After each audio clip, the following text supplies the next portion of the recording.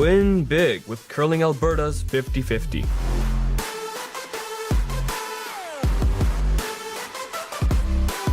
Please, play responsibly. This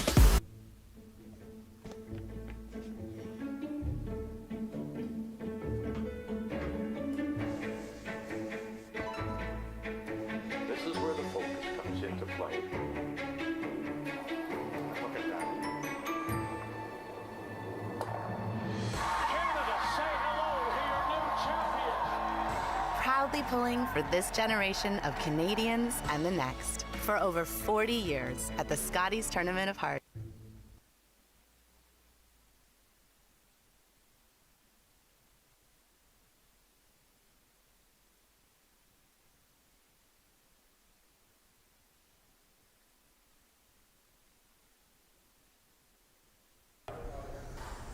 Scott Webb, congratulations, big first win. How's that win feel to get under your belt the first thing? That was pretty nice.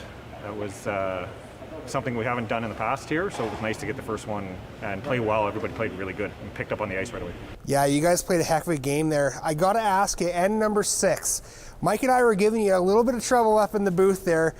You chose to stick with the same game plan. You know, throw some guards up, throw some rocks in the house instead of keeping it clean. What was the idea behind that? We've talked about, you know, the different styles of play, and no secret to anybody, but we play better for the most part with an offensive game. So we're gonna, dance with what brought us, and we're gonna make shots. That's what we want to do, is have better rock positioning and make better shots than the other team. That's awesome, man. Congratulations again on the first win. Great curling and good luck the rest of the weekend. Appreciate it. Thanks, Dan.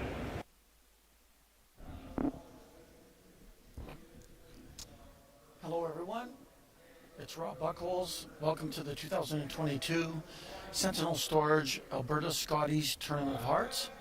I'm here with Kurt Balderston, and we'll be your host for tonight for the game between Melissa Pierce and Laura Walker.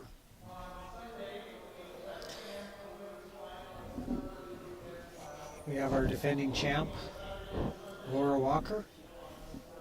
So this should be a good game tonight. Strong team.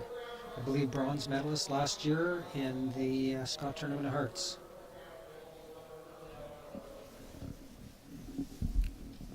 Absolutely, they were very impressive in the, I thought, as well in the Olympic trials. Yeah, very experienced team. Laura's husband, Jeff Walker, of course, playing lead for Gushu, will be representing Canada in the Olympics.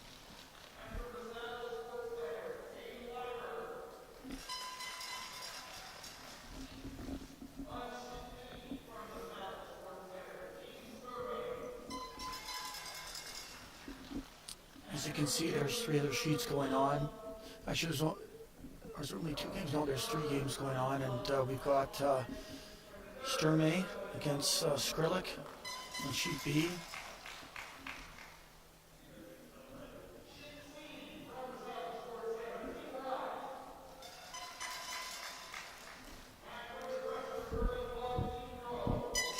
Kelsey Rock, another very strong team, 2-time World Junior champ. Definitely one of the up-and-coming young teams in Alberta. Should definitely be a factor come the weekend. And they're playing a team we're not familiar with. However, they are coached by Mark Johnson, who is a teammate of both Kurt and myself over the years. Myself in men's play and Kurt in seniors play.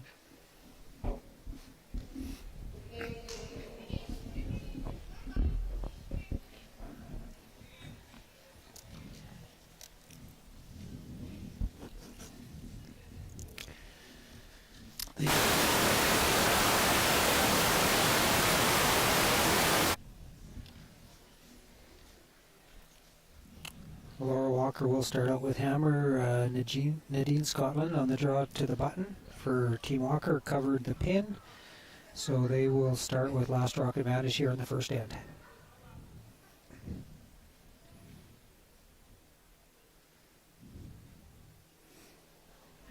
Bit of an adjustment for these teams. Pretty much everything now other than the provincial, Canadian, and World Championships are 8 end games. So now with the 10 end games, definitely a little bit of an adjustment, and the first ends tend to be a little more wide open just because the games are a little longer and teams tend to be a little more patient. And we see that Melissa Pierce has called for the rock in the rings. They've called for top 4. If it goes behind the tee line, you might see Laura Walker throw up a corner. That's probably good enough to hit. 11. Okay, board, lady. Now often too with the 5 rock rule, you'll see a team hit and roll out of the 4 foot. The other team hits in 6, then they'll choose to throw up a corner guard at that point. So definitely the 5 rock rule has changed the strategy of some of the teams, how they build their ends. Close. Whoa. Clean. Yep. Good.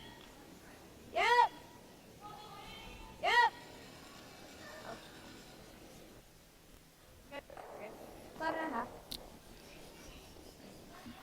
Laura's team is very, very well trained, very committed. I see them practice a lot back at the Saville Center in Edmonton, and they use the timing method for their hits. I believe she called an 11 on that.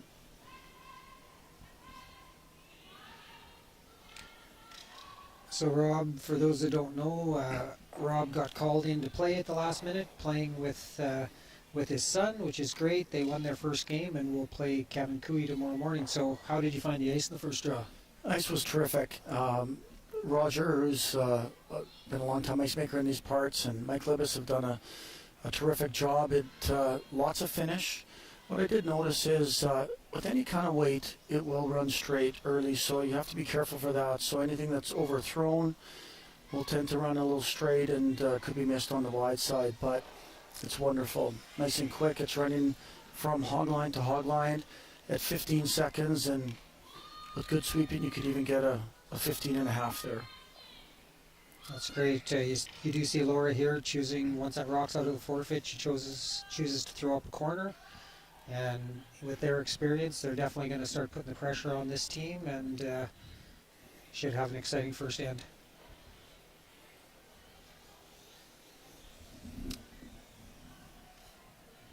This is Megan Anderson. I also recognize her over the years from the Saville Center. She's curled for 23 years and does throw it very nice.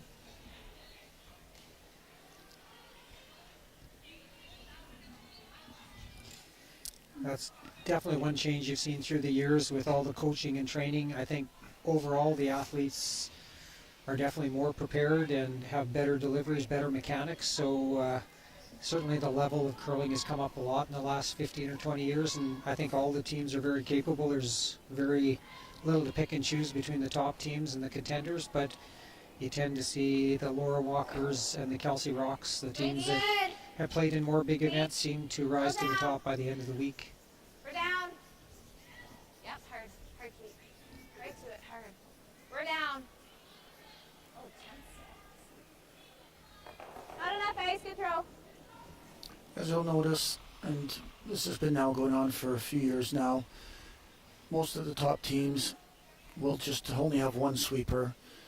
When it was discovered by Brad Gushu, right, Kurt, with determining that directional sweeping, which Kurt and I can laugh about how we kind of did it wrong over all those years.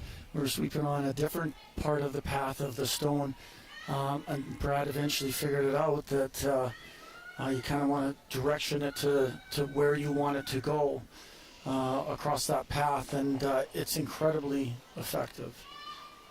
Yeah, definitely the sport keeps evolving, and it's amazing it took that long for somebody to figure it out. I know Gushu's team had a few days off. I believe maybe they were even in Korea or something and had some time and were working on some different things and just had one person sweeping and realized what effect it was having on the rock. And from there it just really took off to the point that they had to change the material being used because teams could basically control the rock, put it wherever they wanted to, so they had to get material that wasn't quite as aggressive, just to bring a little more skill into the game, so it wasn't just sweeping based.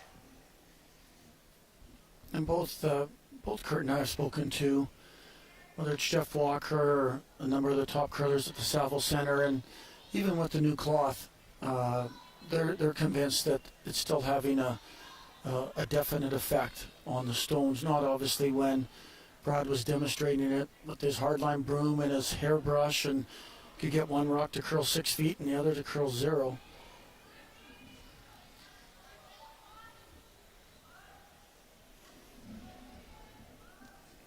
Well, one rock in the house, one corner guard up, so Walker's basically looking for a chance to either hit and roll or get a roll out and have a chance to come around it. So she'll play for a soft deuce here if she gets a break, and if not, she'll play out the end and look for the blank. This is Kate Cameron now throwing. She was a longtime player in Manitoba. One of the few ladies curlers actually that you'll see that will have a tuck delivery.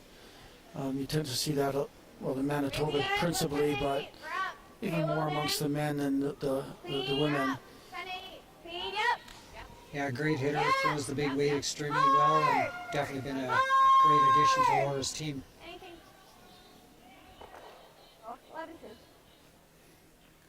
Lots of finish on the rocks. They dust them up with sandpaper before all these big events. Sometimes even do it a second time during the event. At least I know at the trials they did that priors, but they probably won't be forced to do that here.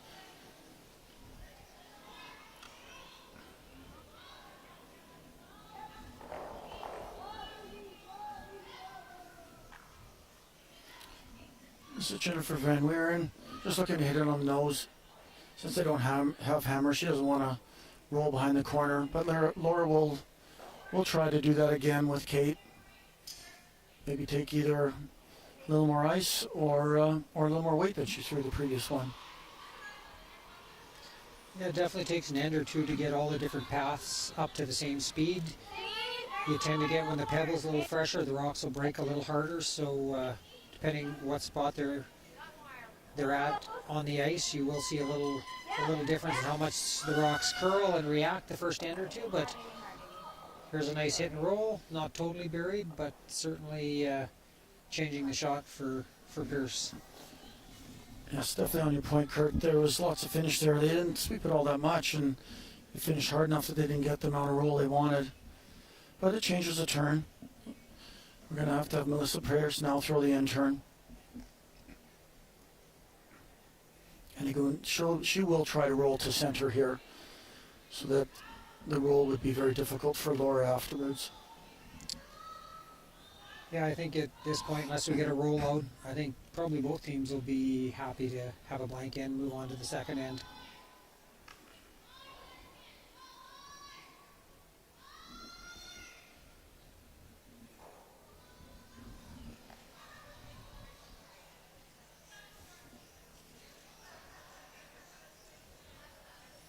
This has been curling for 26 years, with the current team for the last 2 years. I remember her from a number of years back at some junior events in Leduc and the various events that the junior players played, and she's been a good player for a long time. And yeah, pretty near any of these teams that get to this point have worked their way up through the ranks. There's a lot of good curlers, but you get to this level and there's little intricacies that take a lot of years to obtain. So most of these players, if you look at their resumes, they've been playing for at least 10 years and have definitely played in some big competitions leading up to this point. Laura, I believe, moved from Ontario, was possibly a junior teammate of Rachel Holman, and moved to Alberta, and has definitely been a factor in Alberta curling ever since she moved here. A former Canadian mixed doubles champion, and just every event she plays in, she's definitely a force to be reckoned with.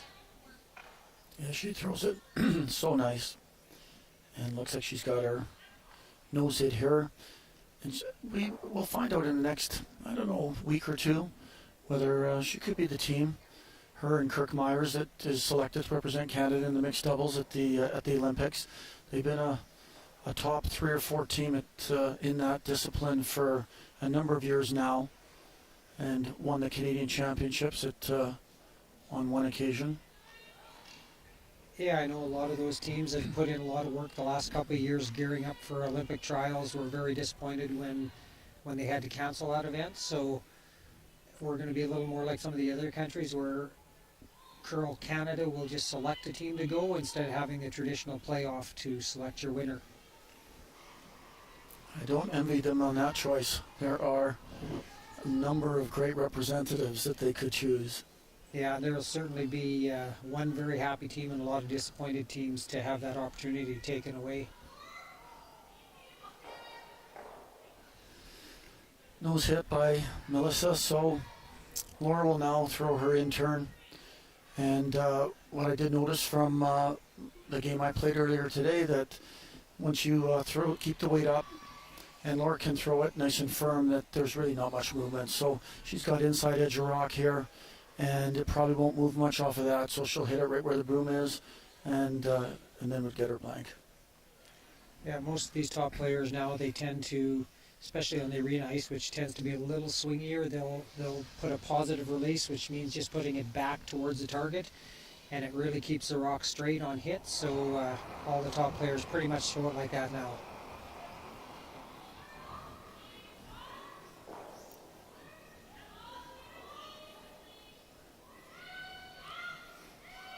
Yep, very nice throw.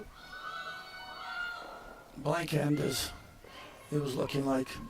Yeah, kind of what we've seen on the bigger ones. Yeah, I kind of wanted to see what it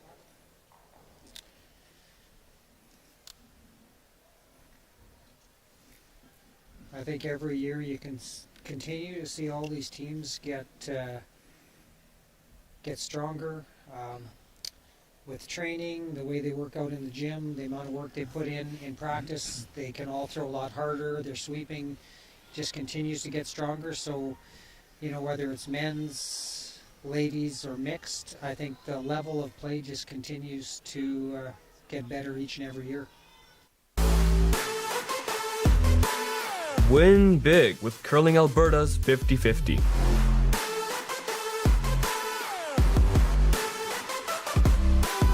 Please, play responsibly.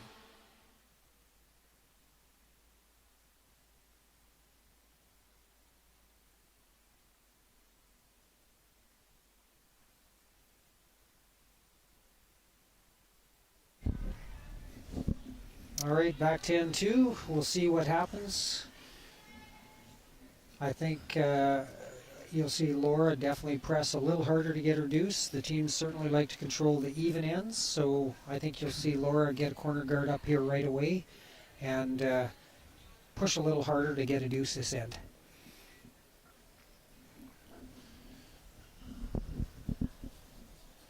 With Kelly Arks in the lead off of Pierce, just coming a little behind the tee line there.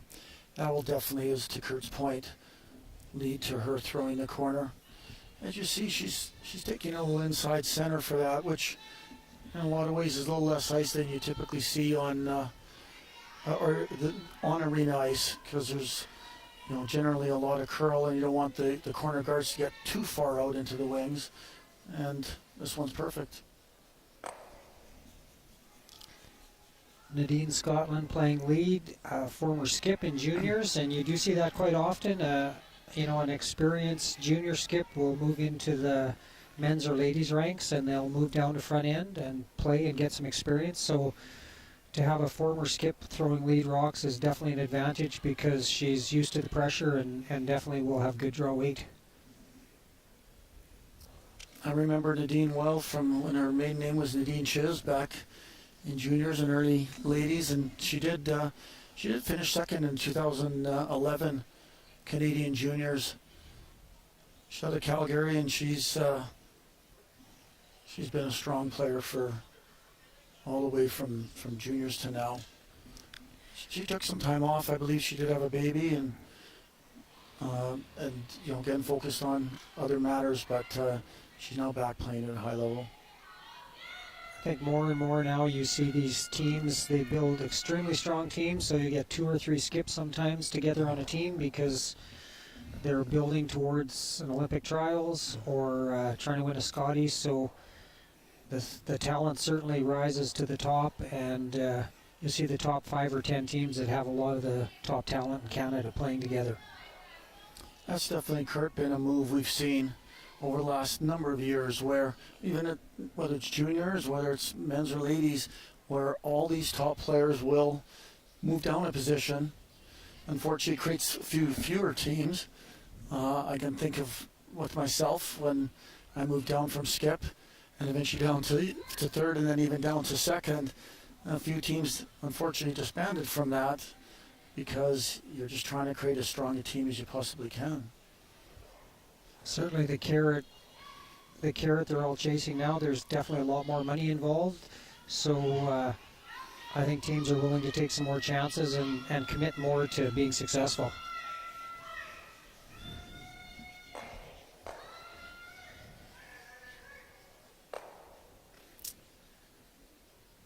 Hit and just hung on the back. So now you'll see Laura go around either the corner or the center. She's chosen the corner guard, which is her own stone. So if she makes it perfect, the other team will have to run back Laura's own color, which will make it a tougher shot. This is Taylor Mcdonald. I'm very familiar with Taylor, again, way back from the Saville Center days. She's, again, a very good player, very good sweeper. I would rank her one of the top sweepers in the ladies' game. I really believe that. And in fact, back in those days, this is a fun little shout out to the third. She was dating a fellow named Dylan Gousseau, who played with my boys in one of their Canadian championships, and so I definitely got to know her well, and it was it's a pleasure to always be around her. Well, she went back behind the tee line here, which is not where you want to be, but it does draw the play to the wings, which is where Laura wants to play this end. So you could start to see a series of freezes here, and basically Laura will be looking for one mistake and maybe get a chance to build a big end.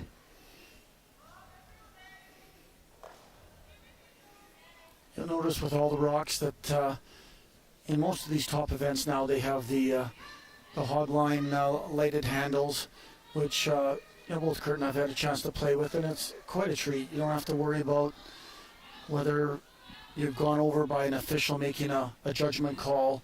It's either, it's technology being used, and it will decide whether you're over or not. I did find out from Kurt earlier today that he has red lighted on it in the past, so I'm still have not done that, but I guess he has. Yeah, I thought it was a faulty rock, but I guess after the third or fourth one, you just have to let it go sooner. See Laura now, she has a chance. She's got a corner guard, a couple rocks behind the tee line, so this is an ideal situation for her. Melissa Pierce definitely would rather see the play around the center, but as of right now, I think Laura kind of has what she wants going, and it's turning into a dangerous end here for sure for Melissa. Melissa will probably just possibly try to hit this on the nose, kill the one yellow rock and stay frozen on top of the other, or it looks like maybe she's playing a hit and roll, but definitely the advantage right now to Laura. And I like that call, Kurt. I think if you just hit this on the nose, which we kind of always call dirty pool, just stay right in front. You might jam the back yellow or it might spin off and go out, but at least you'll be back in the power position. So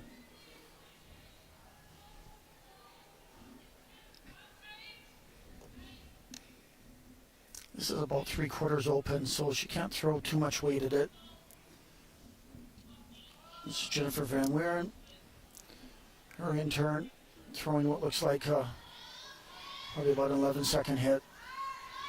Yeah, if she rolls out here, it definitely gives Laura a chance to really go on the attack. Well, she's just they're a little heavier, a little full. They tried to do some directional sweeping on it, but only were able to move it a few inches, and Laura's going to be coming around that corner again and be in a strong position to score a multiple point end. I think on this arena ice, the draws are pretty straightforward. As far as icing, I think the normal hits are pretty straightforward, but it's those in-between weights that are really difficult to put the broom down for, and if you overthrow the weight the skip's asking for, you see something like what just happened, and it's really critical for every player on the team to really nail the weight that the skip's expecting if you want to get the results. Just watching this come down, it's 4 revolutions. So to Kurt's point earlier, where the players now mostly play on arena ice, the top players, so they throw it so positive. That was close to 5 revolutions coming down the sheet. And we noticed, Kurt, during the Olympic trials that the month prior, Brad Gushu and his team moved from 3 revolutions to 4 and worked very hard to get that down pat, because there's a lot of effort in trying to add another one rotation when you've thrown it one way for most of your life. And obviously they did it really well when they won the trials. Yeah, I think back when we just played on curling rink ice, we tended to throw about 2 revolutions, and you wanted to get the extra curl, but on some of this arena ice, if you don't throw enough turn, it's really hard to control the rock, and you tend to get a lot of over curls. Here's another overthrow, and yeah, it's getting a little messy right now for Melissa. That was my first thought. If you roll a rock that way, it's not bad. 11.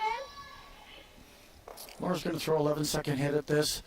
Either hit on nose or roll a little towards the center.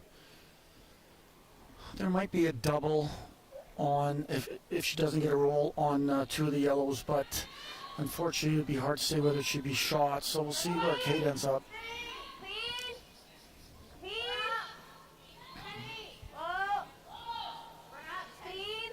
It's okay if you roll away. You're rolling right into this stuff. Good throw. It's 10.5. That's not a bad spot. It's still tough to place a good freeze in there.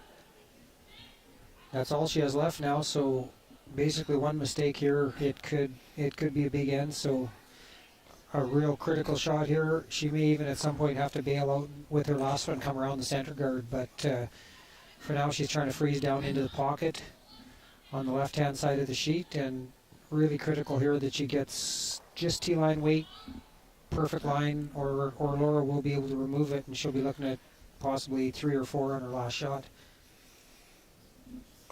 If Melissa was to happen to overcurl a little bit here, but did have a nice T-line weight, she would at least be second shot frozen, and that would help a lot in keeping it down to maybe just a deuce. I think if you offered Melissa a deuce right now, to give up a deuce, I think she'd probably take it. Interesting watching Melissa's delivery. A little bit like Selena Negevin, who puts her eyes down when they're coming out, just to kind of follow the path a little with her eyes. You'll see a lot of the curlers, though, will keep their eyes at the target the whole time, but definitely more and more will do that now. Kind of like spot bowling. This is a really nice looking shot here. Very good. I think that's just about perfect. Now Laura will probably hit that on the nose and stay froze on top, and again put Melissa in a tough situation where if she makes a mistake, you could still be looking at a possible 3-ender.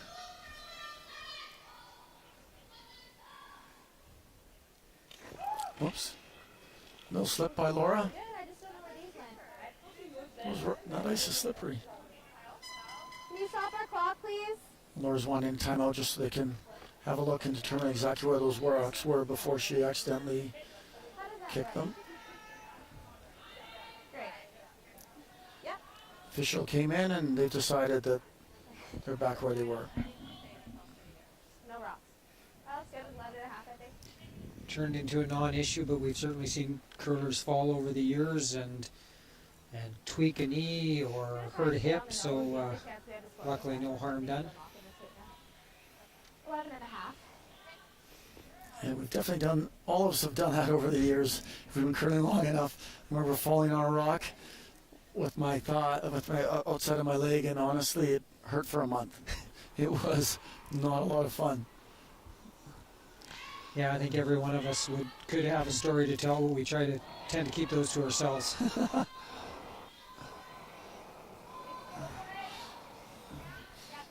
Laura's just trying to throw 11.5, hit this on the nose.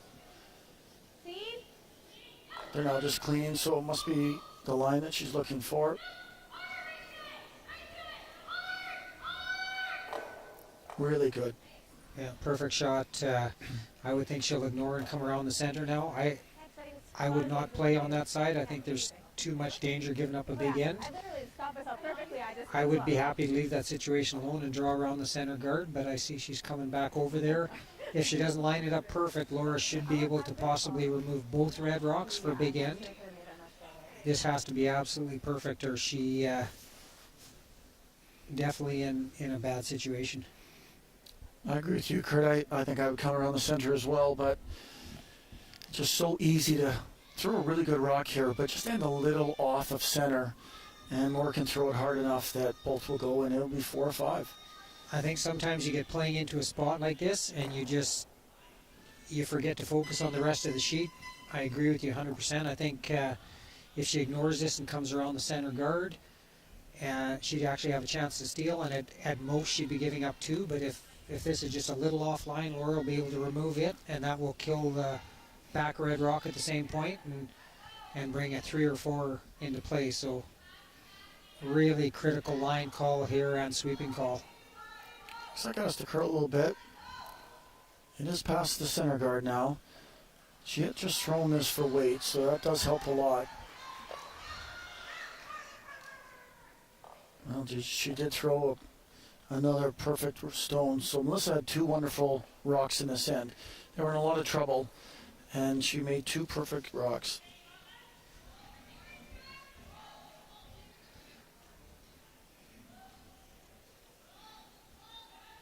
These rocks that they play with at these provincial and national championships are a lot livelier than curling rink rocks. So a rock that looks like it couldn't be removed, sometimes in these championships, if you hit a quarter of a rock that's froze, it'll fly out of the rings, whereas in the curling rink it might only go 2 feet. So it'll just depend how much room Laura actually has. It looks like Laura's going to ignore, because Melissa threw such a perfect stone, that there's nothing really on the intern side. She's now thinking for the multiple end to run back to corner guard. That now still creates that angle that will remove the red. She'll have to hit it so that she loses the stone that she's raising in order to move the red far enough to get it out of the rings. But it's probably there for 3 or 4, I'd say. You know, depending, if this was later in the game, depending on the score, she may just draw for 1, but I think it's early enough that she feels it's worth a gamble. If she misses, she only gives up 1, and she's 1 down with the hammer playing 3, so that's definitely the reason she's attempting this shot.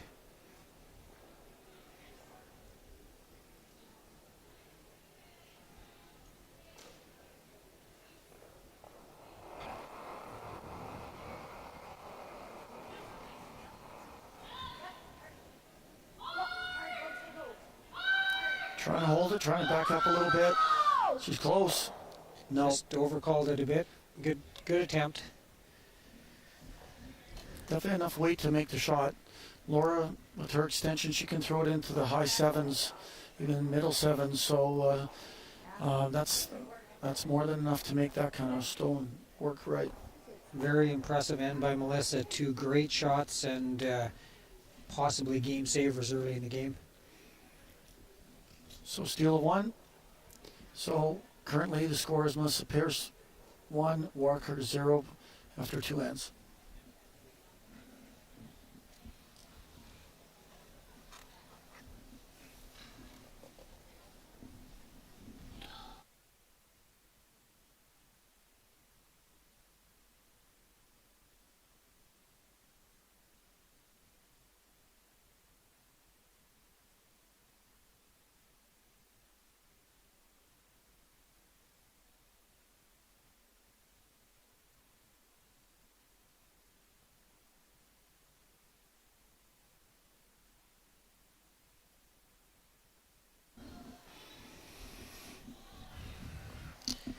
Welcome back to N3 of the 2022 Sentinel Storage Alberta Scotties. This is Kelly Erickson. Again, another curler I'm very familiar with. My brother Jeff is someone that I've curled against numerous times over the years. Quite a bit younger than me, but we still did battle a few times. And Kelly's just a great curler. She skipped for a lot of years. She skipped for the U of A program, which has produced many of these curlers that are in this field today. And Kelly represented the University of Alberta at many university competitions. You definitely have to give a shout out to the U of A program. When you watch any Alberta men's or ladies provincial championship now, you see a pile of curlers who have came through that program, and they're definitely producing a lot of world-class curlers for the province. You'll see a lot of the top players that are not from Alberta travel to the Saville Centre to have Rob Krebs, who was the originator of the program to that level, or Gary Cordair, or numerous of the other coaches that have been involved over the years that do such a fine job, have such great knowledge. We just used Gary Cordair earlier this week with one of my sons, Bryce. Just wanted a little different set of eyes, and Gary was kind enough to come out and help him, and it got it straightened out in no time. That's one great thing about the curling community. You know, you usually just have any phone call, and you'll have someone there to help. So it's close-knit community, and through the years you make so many connections. I know 7 or 8 years ago, Earl Morris was in town, John Morris's dad, coaching at the Players Championship, and I shot him a text to see if he'd give me a hand with my daughter, and he came and spent an hour with us that day, and I think all the top players are willing to help out, and we certainly appreciate the community we have in the with the curlers and everyone involved with the sport. Keep going. That's just bad. Is sleeping. Yeah. I thought she said. Nadine was probably just a little late there, over curled a bit, but got the job done. The whole idea, it's a bit of a chess game as always. Laura's going to work on trying to play around that corner guard like she had at last end, and it could have been a really big end, and she'll try to create that exact same scenario again as this plays out. It's got to do some curling, or it looks like it could just tick it back into the 4 foot. No, she got enough of it to get it out of the ring, so some late finish.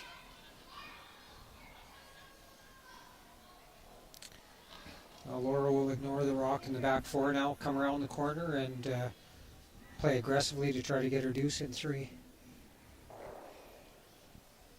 Taylor Mcdonald throwing her out turn. Mine's good. Taylor's been curling for 22 years. I didn't even think she was hardly that old. So, but I think some of these curlers started playing at 3 years old. They did. I actually think Taylor is, probably not supposed to say the age of any ladies, right? But I think Taylor's only 28. So she's curling at 6, so that's very impressive. Taylor was originally from Lethbridge area. Got to know the family a little bit. Wonderful people. Great shot. Melissa's going to step up and remove the corner. It was too good to chase, so she'll peel the corner and hope to work her way out of this end.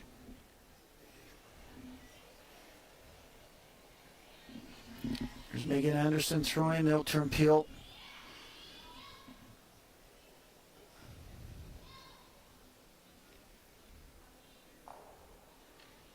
Perfect shot.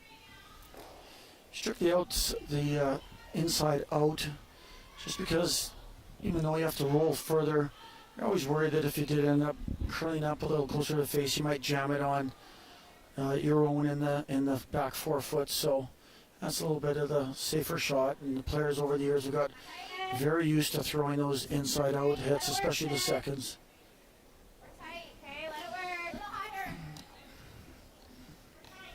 I know Kurt was always hard on me over the years if I didn't make that inside out peel when I was curling second for him. It could always be a little bit of a slave driver on me, but well, I watched today at 60 years of age, with a different skip and you never missed a shot. So maybe any of the ones you missed in the last 10 years were my fault, not yours. Well, having curled for Parker Conchu, who again I knew well over the junior years of my boys, he, back to Kurt's earlier point about how hard these players work out, he's a very, very fit. I wouldn't want to get on the wrong side of him because I don't think I'd last very long.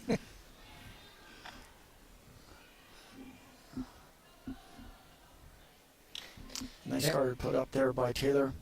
Certainly these high-level athletes playing nowadays probably spend as many hours in the gym as they do on the ice, and it certainly shows in their performance and their sweeping ability.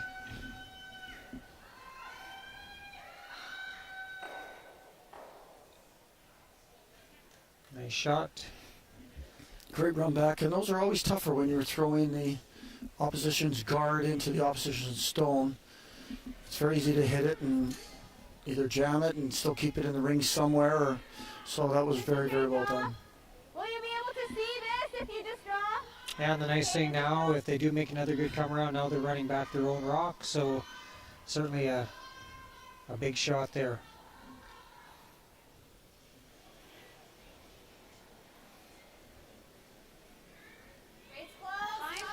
It used to be 20, 30 years ago, if somebody made a run back, it was kind of a big deal, and now the way the game's played, you see 3 or 4 every end, and definitely the skill level of the players and the weight they can throw has made it a pretty routine shot compared to what it used to be. Hard, you really gotta go to curl this. We can't bear it. Go, go, go, go, go, go, go, go, go. Keep going, keep going, keep going, keep going, keep going. Great line, but it looks like maybe it's just going to be a little light. 16-3. But it's going to force Melissa to either just try and tuck around that herself, or potentially guard, even do the run. But I think I myself would just either try to sneak around or just freeze the top yellow.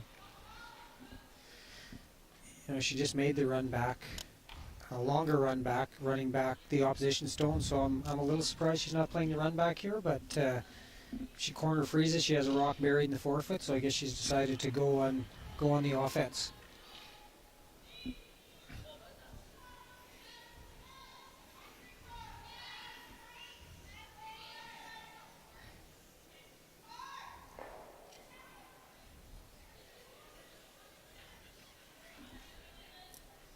Looks like it's going to be a little light, so it's going to be a halfway guard, but is it going to protect enough of the red stone behind the tee line? Well, just trying to look at the line of that to see if it's open.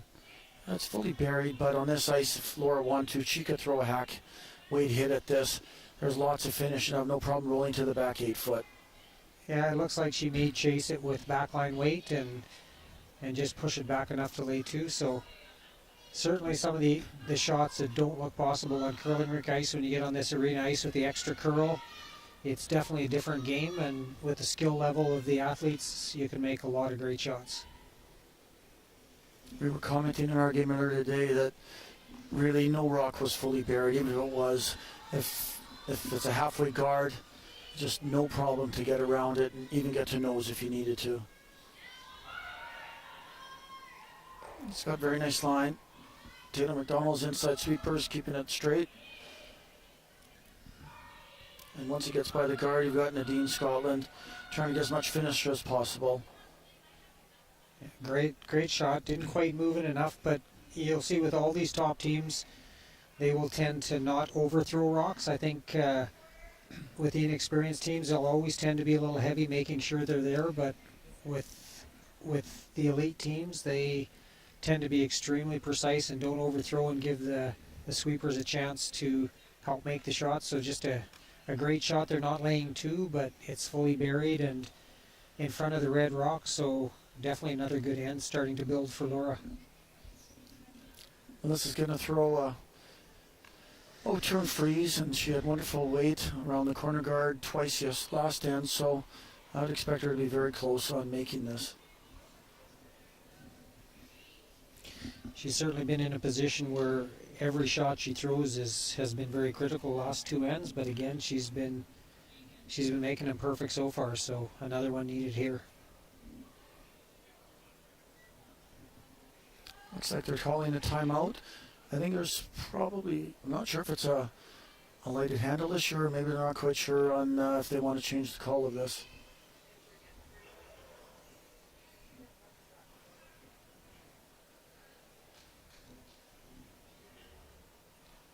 Looks like they're talking to an official, so I'm thinking it might be a technical problem with the handle on her rock. Yeah, certainly not a situation where you would expect them to burn one of their timeouts. So I see Roger coming down from the stands, so I'm pretty sure it is something to do with one of the rock handles.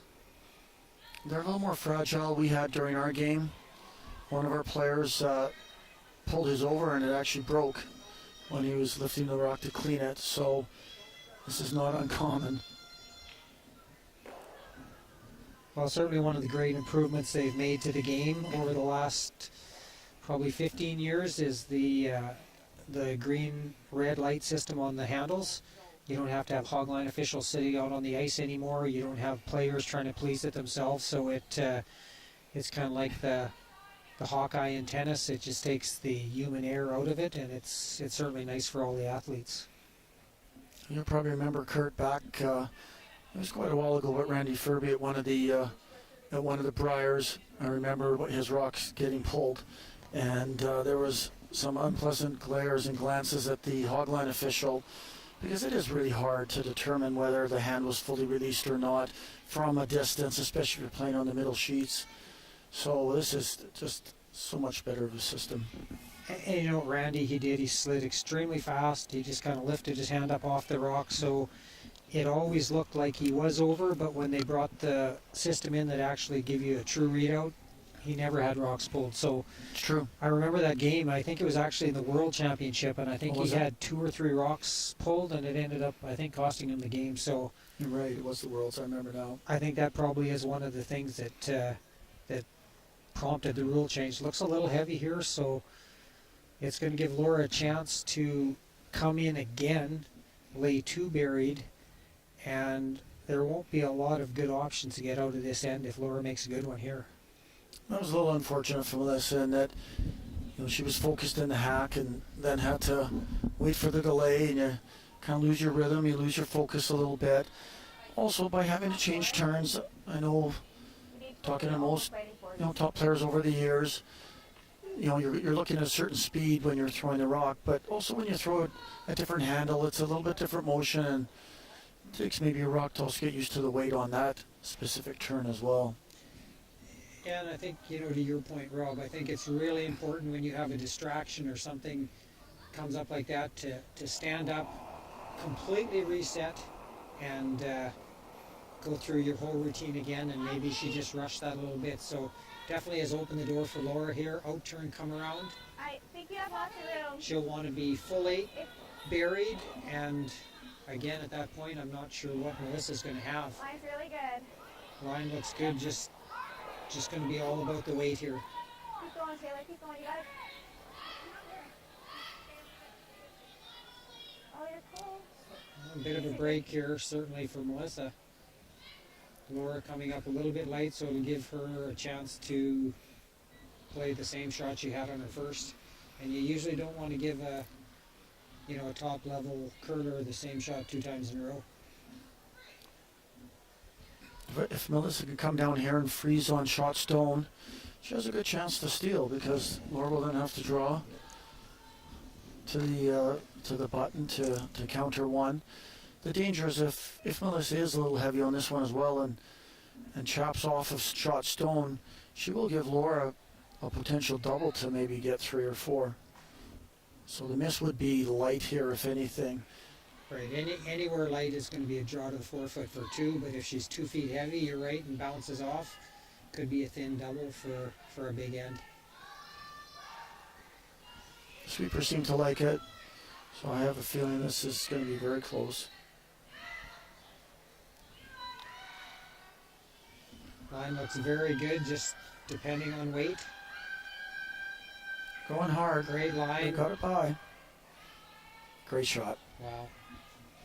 Yeah, fantastic. You have?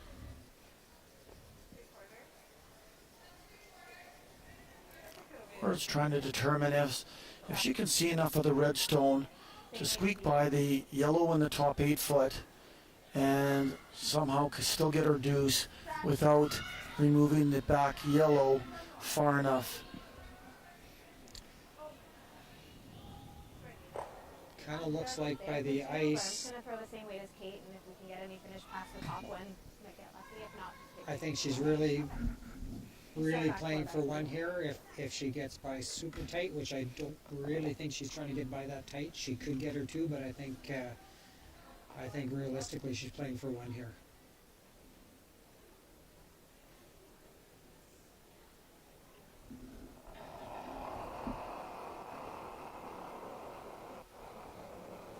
Wait close. Back 8. Easy. Back 4. Oh, definitely playing the weight to go for 2 here. Stop sweeping it. Got it all. Move it. Sweepers feel it's a little lighter than intended. Straight line, just depending on the weight.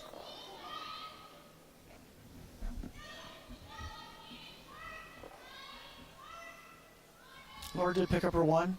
It was a nice shot. Not really sure, like Kurt had indicated. I'm not sure if it was there for 2, but very good throw. Ties the game up, so we're now 1-1 after 3. Pierce will have the hammer for the first time in the game, playing the 4th end. I would expect Laura will start off this end with the center guard.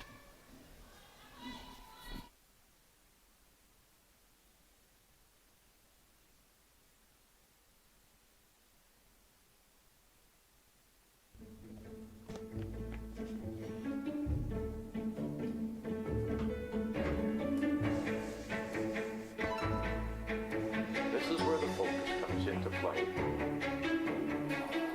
Look at that. Canada, say hello to your new champion. Proudly pulling for this generation of Canadians and the next for over 40 years at the Scotties Tournament of Hearts.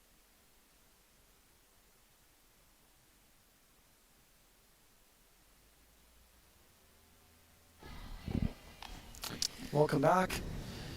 Start of the 4th end. Sweepers are getting a slide path all nice and clean for the first stone at end by Nadine Scotland from the Walker team. You know, beautiful ice so far. Looks like around 4 feet of curl. Sometimes on this arena ice, when the rocks are freshly sanded, you can get up to 6 feet. You can be out to the edge of the 12 to get to the center line. I honestly feel like this. I like this amount of curl. I think sometimes when there's so much curl, there's certain shots you just can't play. So I think this is Roger and crew has the ice in great shape, and it certainly is conducive to having the best team come out at the end of the week.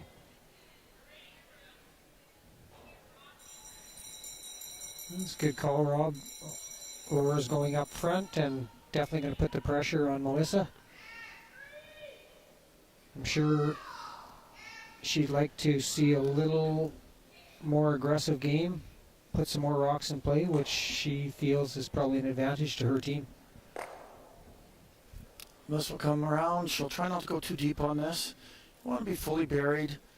You know, top 8. You can nibble the 4 foot if you want, but you don't want it much deeper than that, because it just eventually will just continue to get freezes, and if everything is made well, you'll hope you can just be able to draw a 4 foot for your 2.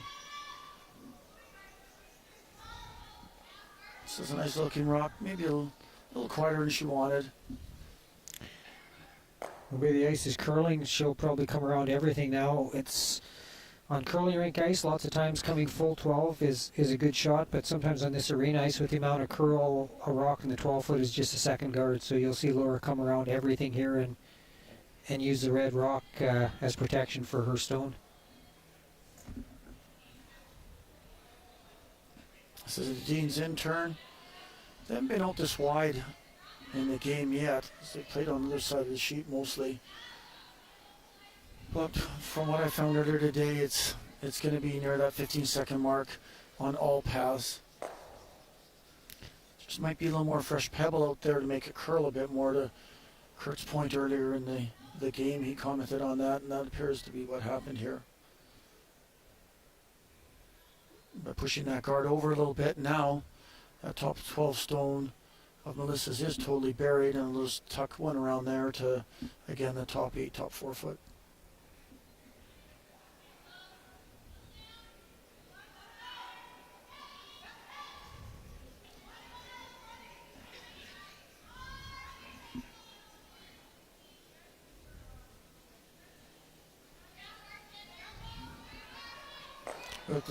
Very good looking rock here by Kelly Erickson. Now Laura will most likely have to run her center back. Try to get rid of, well, she's going to hit and roll away. That surprises me a little bit, because she has to roll outward, so you'll still see then Pierce team be able to either hit and roll outward themselves, or again hit and roll behind the guard on their own. Okay, easy then. Whoa then, whoa. Whoa. You need to stay. I had a 10-1. Otherwise it was really well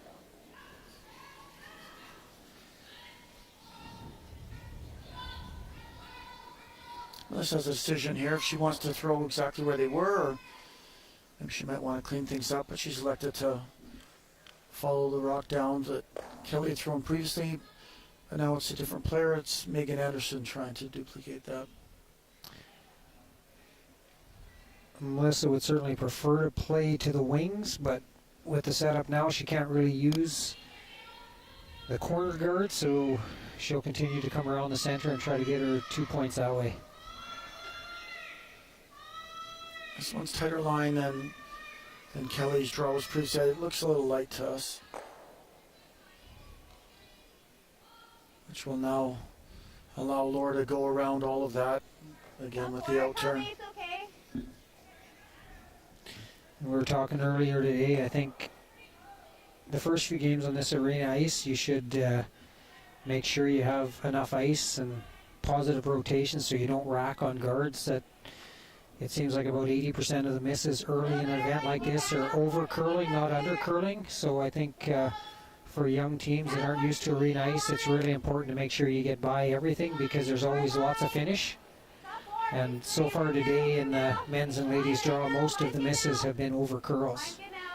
Good looking shot here by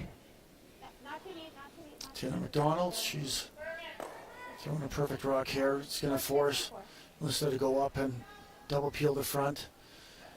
The middle yellow will jam into the corner guard yellow and probably spin, towards the house, and might even spin right on top of the other red.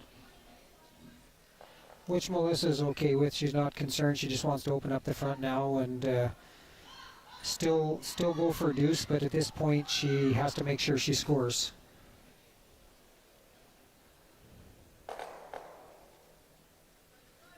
Good shot, leaves herself 2 rocks to be raised in, and now Laura has a decision. I expect she'll play a center guard, but she does leave the angle raised to be looking at 2 buried, so it's a bit of a gamble here, but it looks like she's going to play that, and then Melissa will have to decide whether she wants to open it up or take a bit of a gamble and run that red rock back to be laying 2.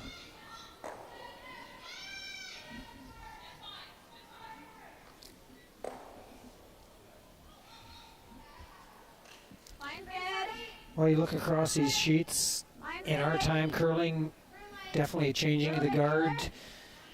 You know, for years we saw Grand Prairie's Renee Sonnenberg, Cheryl Bernard from Calgary, Shannon Clybrink from Calgary, Kathy King from Edmonton, and great era in ladies curling. You know, Alberta was always strong, and now we're seeing a young group of curlers coming up, and certainly lots of talent out here, and we'll see if they're able to fill the shoes of those greats that played through the 80s and the 90s and the 2000s.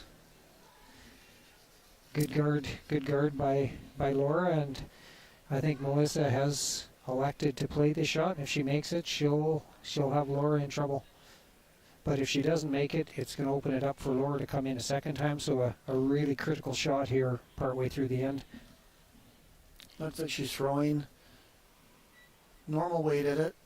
Needs to hit it just right. fair bit of ice for normal weight, so might struggle to come up far enough to hit it on the right angle.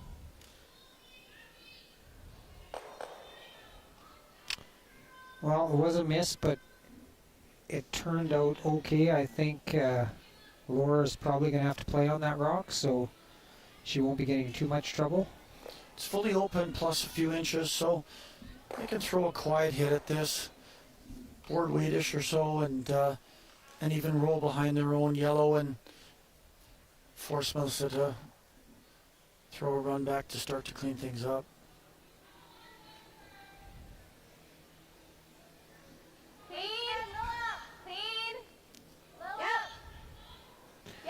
So often the focus is on the skip's last rock and how that affects an end, but sometimes second, third rocks are so critical in how the end develops. There's a perfect situation. If she gets by and makes the roll, she's laying 2 buried, and now Pierce will have a chance to be laying 2 after this shot. So true, Kurt. This will be able to throw a hit on shot stone, try to roll behind the overlapped yellow guards, which means there would be no run back. So again, to Kurt's point, every rock matters as the end progresses, and this is a really big stone for Jennifer Van Weer in the third, where you can make a huge difference for your skip, where they'll have a shot at a multiple point that wouldn't be a difficult shot. Starting to curl on her a little bit. I think she's going to rack on her own red. But got lucky by having a jam on the yellow kicker. So Laura has a decision to make whether she decides to guard or hit and lie 2. But I think she will play into the house, or at least a guard, just because of the fact that if she does hit the open one, then you give Melissa Pierce a chance to hit and roll behind the staggered guards. yeah, I think as the game goes on, you'll see Laura continue to press and maybe be a little more offensive-minded. Certainly the more experienced team, and I think the more complicated the game is, the advantage tends to move towards the more experienced team.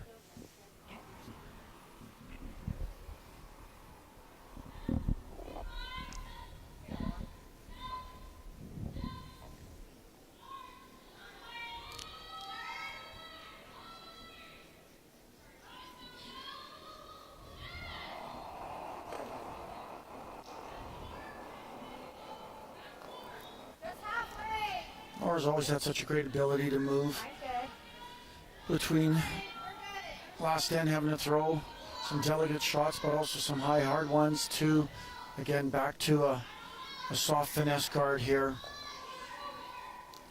Yeah, certainly one of the elite players in Canada, and event after event the last few years, whether it's mixed doubles or ladies, she's proven to be one of the top female curlers. She just got enough finish on that, so there is no hole. It looked like for her at the hog line there might be a chance to sneak between the port and lie 2, but she's going to have to make a play on the rock that Laura just threw to open it up, and maybe hope that Laura's next guard isn't quite as good, and then she might have a shot at 2.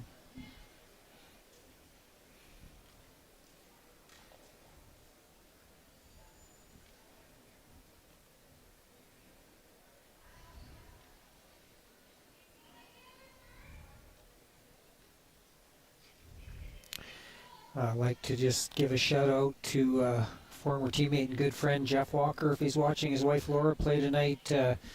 Congratulations from the Grand Prairie community on your win at the Olympic trials. We're all excited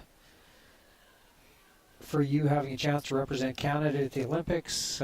Jeff, a former world junior champ, Briar and men's world champ, and now a chance to be an Olympic champion. So we're all proud of Jeff, and I can say after playing with him for 3 years, just a fabulous person, great teammate, and couldn't be happier for him. And certainly the whole Gushu team is a classy team, and all of Canada should be really proud and be supporting them in their bid to be Olympic champions. And you can definitely attest to Jeff Walker's growth through the years. Kurt, having had him on your team for 3 years, I was fortunate enough one time when one of your players wasn't able to make it for provincials, and I joined you, and Jeff Walker was on that team. I think he left right after that, so I don't know if it was my fault or not that after playing with me for one event, he thought, no, I don't want to play with Rob anymore. But it was very enjoyable, and Jeff really, really dedicated himself. He always was dedicated and always a great player, but when you join the Gushu team, as we know, it's a business to them, and they take it very, very seriously, very professionally, as all the top teams do. And Jeff, I believe, he did buy in and is such a good player.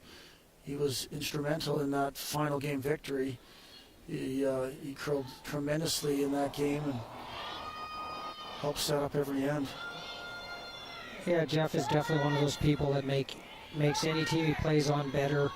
Not only is he a great player, but he's such a great teammate that just super supportive. And that whole team, I don't know Mark Nichols, but you hear nothing but great things about Mark. And I know the front end, both just fantastic guys, great players, great teammates. So, there's a lot goes into being a great team, and Jeff's always been a big part of any team he's been on.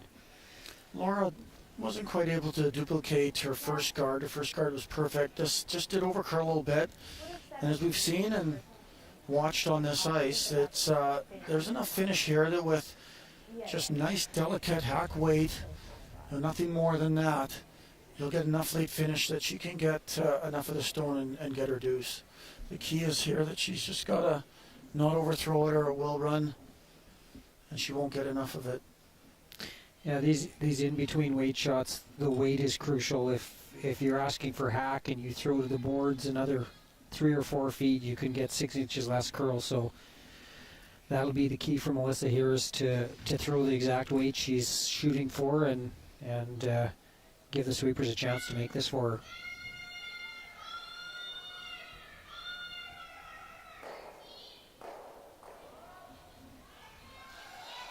They haven't done much yet. We now have the right-hand sweeper going on it to get the directional curling going and hopefully get it to curl enough, but she's going to tap it a few feet and not enough. Looked like the weight wasn't that bad, just maybe a little too much ice or maybe a little full, hard to tell. Yeah, I thought maybe by the reaction of the third and the sweepers, maybe a little outside of target there, but a good try and a big steal for Walker and takes control back.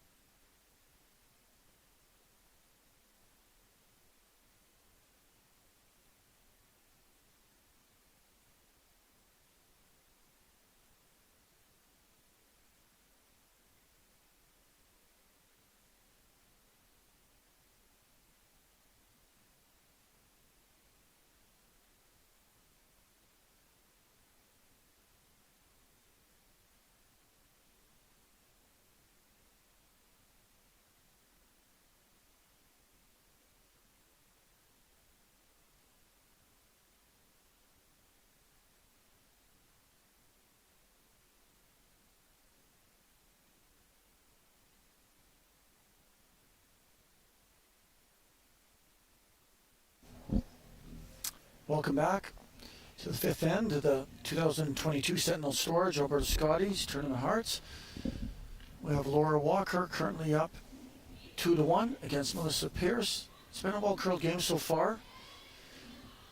Melissa's team hasn't had a lot of pressure on Laura's yet, but there's a good chance for them to get, they'll be trying to get either a blank or a deuce, so that they can either get control back or they'd be happy if they blanked it after 5 ends.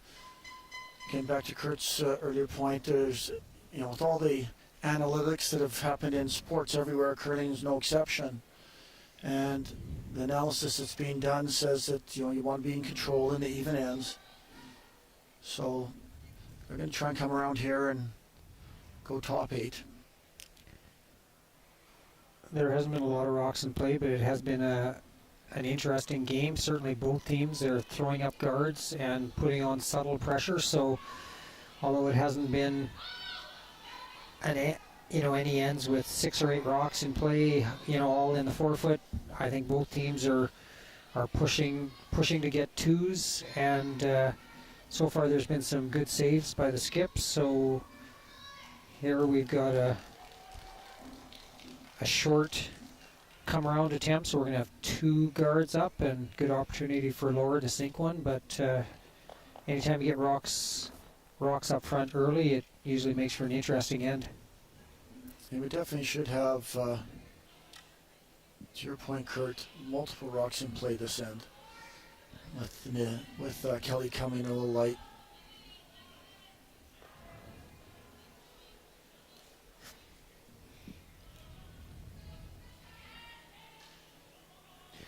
So did you find in the draw this afternoon, did the ice start slowing down at any point, or did the speed stay consistent throughout? It's a good question, Kurt. One thing we did notice is it actually didn't fudge, and you do notice that quite often where it does slow down as the game goes on, particularly in the latter ends, because we did, as it turns out, needed a draw to the 4-foot for the victory, and we did tell the skip that we wanted the exact same weight he threw in the 4th and 6th ends. So it was 15 seconds. That's exactly what he threw, and right on the button. So that's again a testament to the to the ice makers, because these athletes are such good sweepers now that they really do create in the sliding paths, breaking down and wearing down the pebble, and typically you just don't see it carry to the same extent. So Like this with hack? hats off for not having that happen. So well done. And as a competitive curler, that's really the most important thing you're looking for when you come to an event is good ice. And we've got so many great ice makers in Canada, and we're very fortunate. I know the ice, compared to the first few provincials we played in the mid to late 80s, it's just so much better. And because of the ice conditions, the curlers have gotten so much better. So there's an opportunity to be laying 2. Another nice hack weight type shot, and very well controlled, well thrown. Well, one of the things that's definitely changed, as you say, Kurt, is the ice itself. I know in our junior days and the early men's, there was corn brooms were still in play, and a lot of debris would be spread all over the ice. And I still do that because I slide with the corn broom, and I've gotten in heck to maybe some of the listeners over the years for my little corny shedding as the game goes on, even from a sliding point of view. I remember Ted Appleman, if he's listening, he wasn't happy with me one game for catching a bit of a debris, but that's the sweeper's job, to keep the sliding path clean, and they have to make sure they're doing that, whether it's, again, there's no horsehairs allowed anymore than for sliding, and they were allowed at sweeping for a lot of years, and you would see rocks pick up hairs, and they would affect the path way more than a corn broom, a little piece of corn would. Nice hit and roll by the Pierce team, and say an interesting end starting to build up. Half in the 4. Come around attempt now by the Walker team, and when you get these ends starting to build, every shot becomes more and more important. One bounce off can put a team in a lot of trouble. So as the end gets a little more complicated, it's really important to focus and execute each and every shot. Stay with it. This ball will finish a bit. Yep. Wait, sounds close. Shot up forward to try to tuck it around the red, or even corner freeze it. Keep going. No, Okay, leave it must there. have come down more than they expected, because they were yelling out T-line and top 4, and it's about 4 feet short of where they had originally thought. Going to play the run back now, try to open things up. Melissa's got a good situation in the house with a rock in front of her opposition stone, so she can open up the front, maybe give her a chance to make a play on that, and set up a possible 2-ender.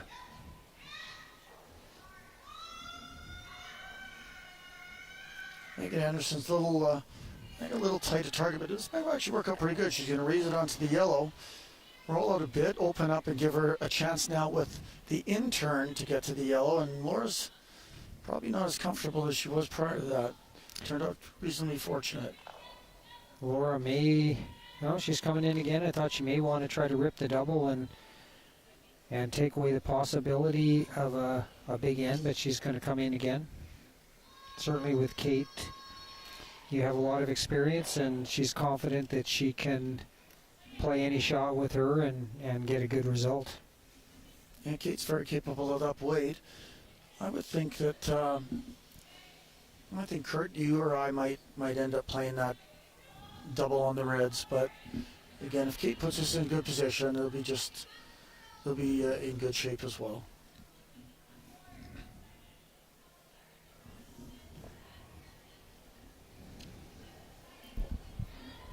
Here's Kate's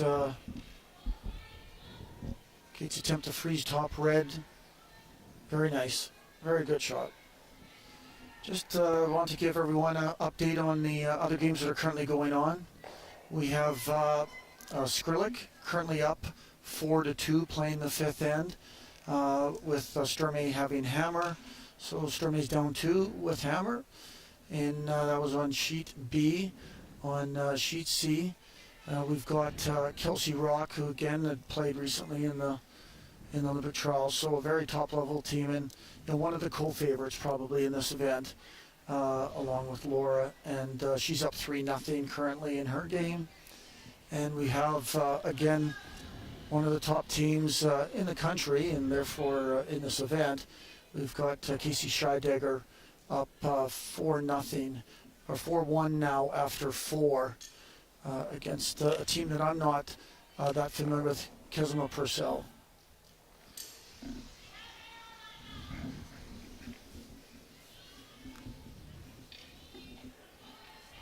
That missile, or we just make the double. I certainly This is lined up perfectly for them.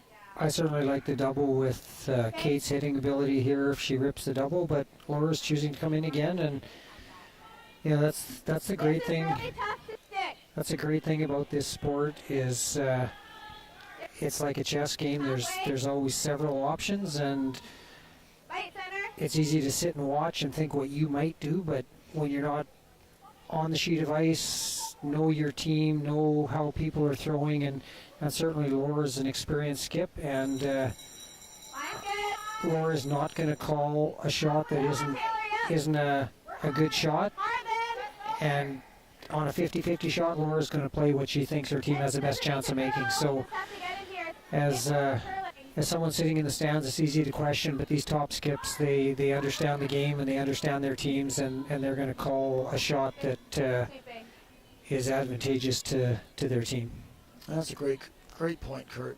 Very true.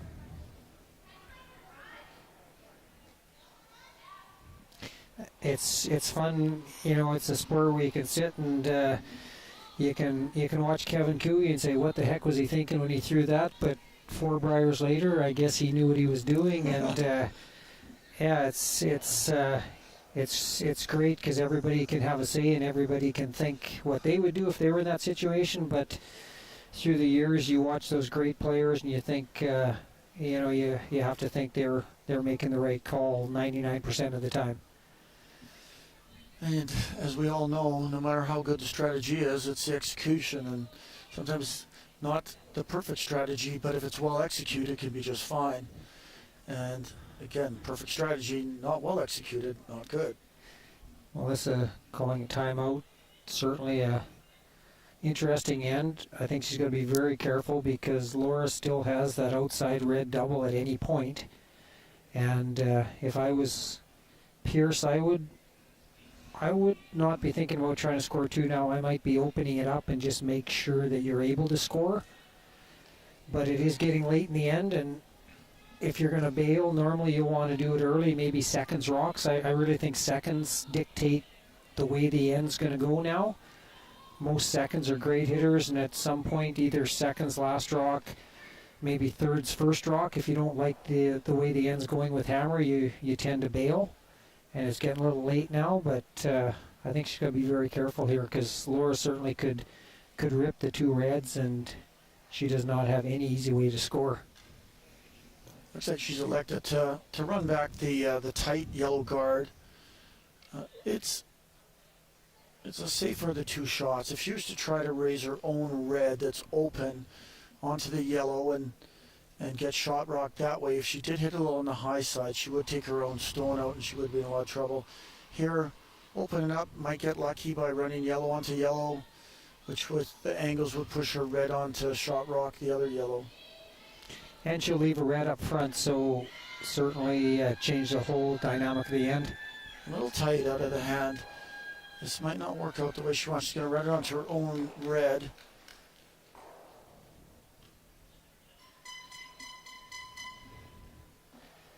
Yeah, certainly not what she was hoping for. Opens things up a bit. I think Laura, you'll see her throw a guard now. It's going to be tough to get at that yellow rock, so I would expect she'll throw up a guard just like she did in the fourth. I think this is the line just for the straight draw. Here? Yeah, that's pretty much the exact line. I think Laura's, Yeah, I like it. I like the game she's called so far. She has not been overly aggressive, but every time she has a chance to put pressure on, she's definitely leaning towards the more offensive shot, and I think she'll just continue to put pressure on Melissa as the game goes on. These top skips, and in fact all players on the sheets are very aware of the ice. I mean, Laura, when she was discussing that shot, here's what I had. She put down the broom to get to the, to draw to where she wanted the rock, but I need a little more since I'm throwing a guard. I'm better to protect the outside. She took another 6-7 inches because, again, her bit of error here is to make sure that she doesn't overcurl. And right now the line looks very nice. There's lots of finish though, so they do have to be careful it doesn't overcurl a little bit and expose the yellow, allowing Melissa to pick it and make her red shot rock. And it has overcurled a little bit. If Melissa wanted to, she could throw some kind of hit weight and pick out the yellow. She could run back the rock Laura just threw onto her own red, which would again take away shot rock and probably push her red in behind cover and even potentially frozen over on the yellow that's at the tee line, but just behind in the back 8.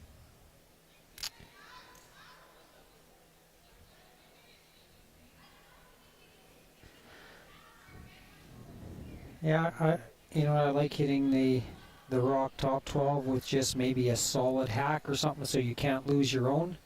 Push your own in behind, leave your red up front as coverage, but very delicate shot coming up. She can't overcurl and pick her own, or she may have no way to score. So again, Melissa's had a lot of pressure on her, and every shot seems to increase, the importance increases.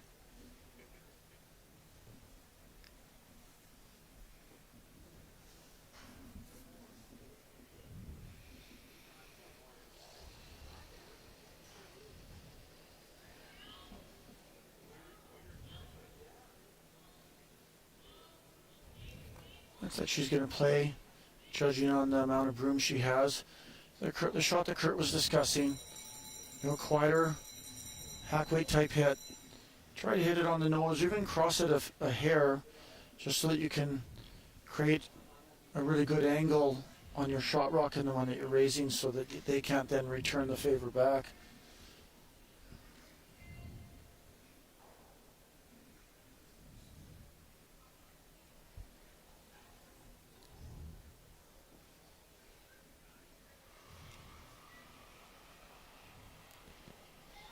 Yeah, it looks like she is throwing a nice, solid hack to board weight shot here. Looks like it needs to do a little bit of curling. We're starting to get now on to enable it to curl, but a little too much ice again. That now means, unfortunately, now that she's pushed the yellow partially guarded as well, that if Laura guards this, she's going to have to throw an out-turn draw to the button for her one. It's probably an easier guard now for Laura. She just has to protect outside.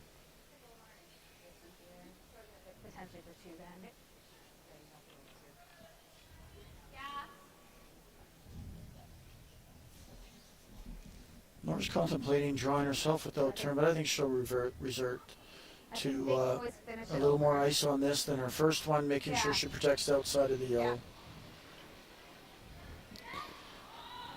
Certainly as a skip, the more guards you've thrown by the end of the game, the more it means you've been in control. Your team's probably outplayed the other team when you're in a position that you can throw guards late in the end. So Laura, the last couple ends, has had a chance to throw up some guards and put pressure on Melissa for her last one. You're definitely happy as a team when your skip is throwing guards. Kurt always seemed happy with us when we did that. When he was having to throw guards, he liked us a lot more than trying to throw a run back double. Yeah, that definitely was my specialty, and I was very fortunate. I had good enough teams that I didn't have to throw many of them.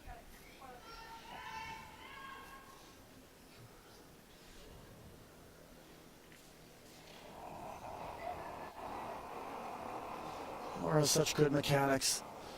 Throws it so nice, little extension, soft touch. Holds it with the fingertips on the end of the rock.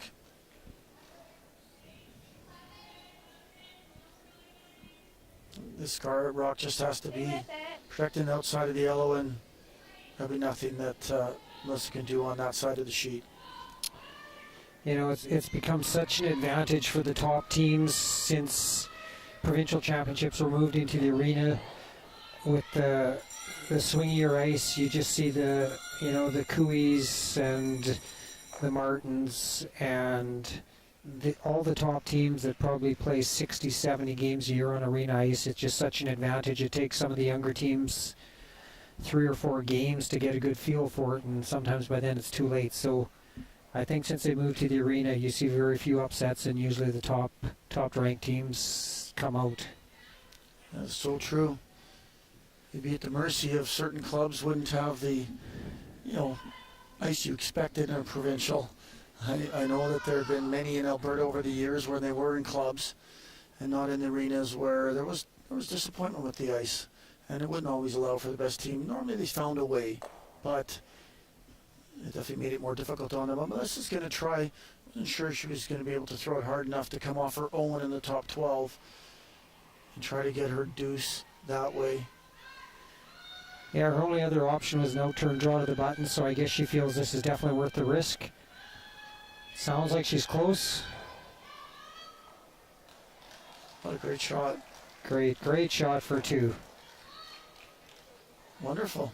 You know, Melissa has missed a couple, but she's made 3 or 4 big shots and has got herself back in control of this game, up 3-2 after the 5th end of play. So very entertaining first 5 ends, and yeah. We'll go to a 5-minute break.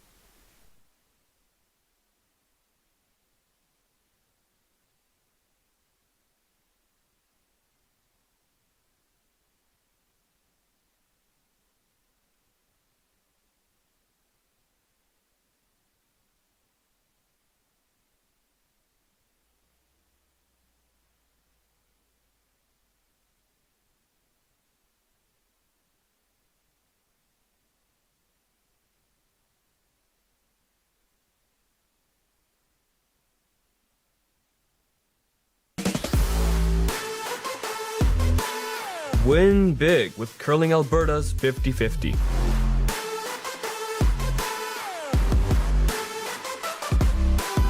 Please, play responsibly.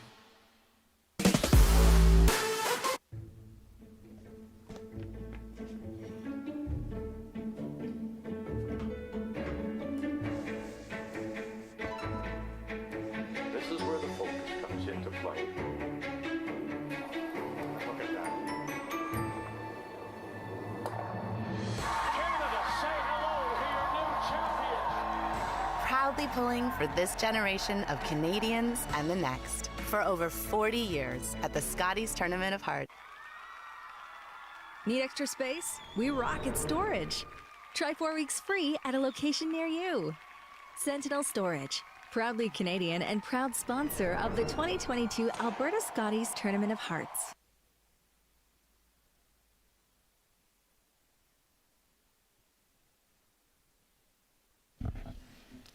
Welcome back to the 2022 Sentinel Storage Alberta Scott Tournament of Hearts. It's Kurt Balderson along with Rob Buckholz. We're in N6.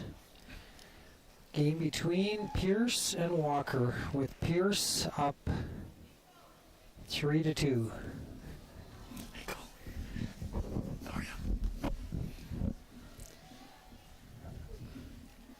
Just ran into Colin Griffith, who has been a great fan to curling for a long time. Kurt can probably speak better. He's been just, when I started coming up into the Peace Country and started curling with Kurt, around 10 years ago, I got introduced to all of the great people up in this part of the province, and so kind, so generous with their time, so good to everyone, make you feel welcome in a hurry, and Colin is very much one of those people. Yeah, Colin, well, it would be about 14 years ago, came up with the idea to have a Peace Curling Tour, and he went to the Pomeroy group, and we got great sponsorship, and that tour's been going on now for years, and definitely saved curling in the Peace Country. It was really dying out, and with Colin's hard work and effort, he basically breathed life back into the Peace Country curling scene, and it's certainly been going strong ever since. So big shout out to Colin. He is the reason I still believe we have competitive curling in the Peace Country. Good start to the end here. Walker ignoring the shot top four early, throwing up a corner, and now she'll try the hit and roll. 2 guards in place, so another interesting end starting to build. Laura will be looking to try and get her deuce back. Get back into control after the wonderful shot by Melissa Pierce to get her deuce in the 5th. Laura will try and hit and roll behind one of the guards, move the center all the way over behind the corner.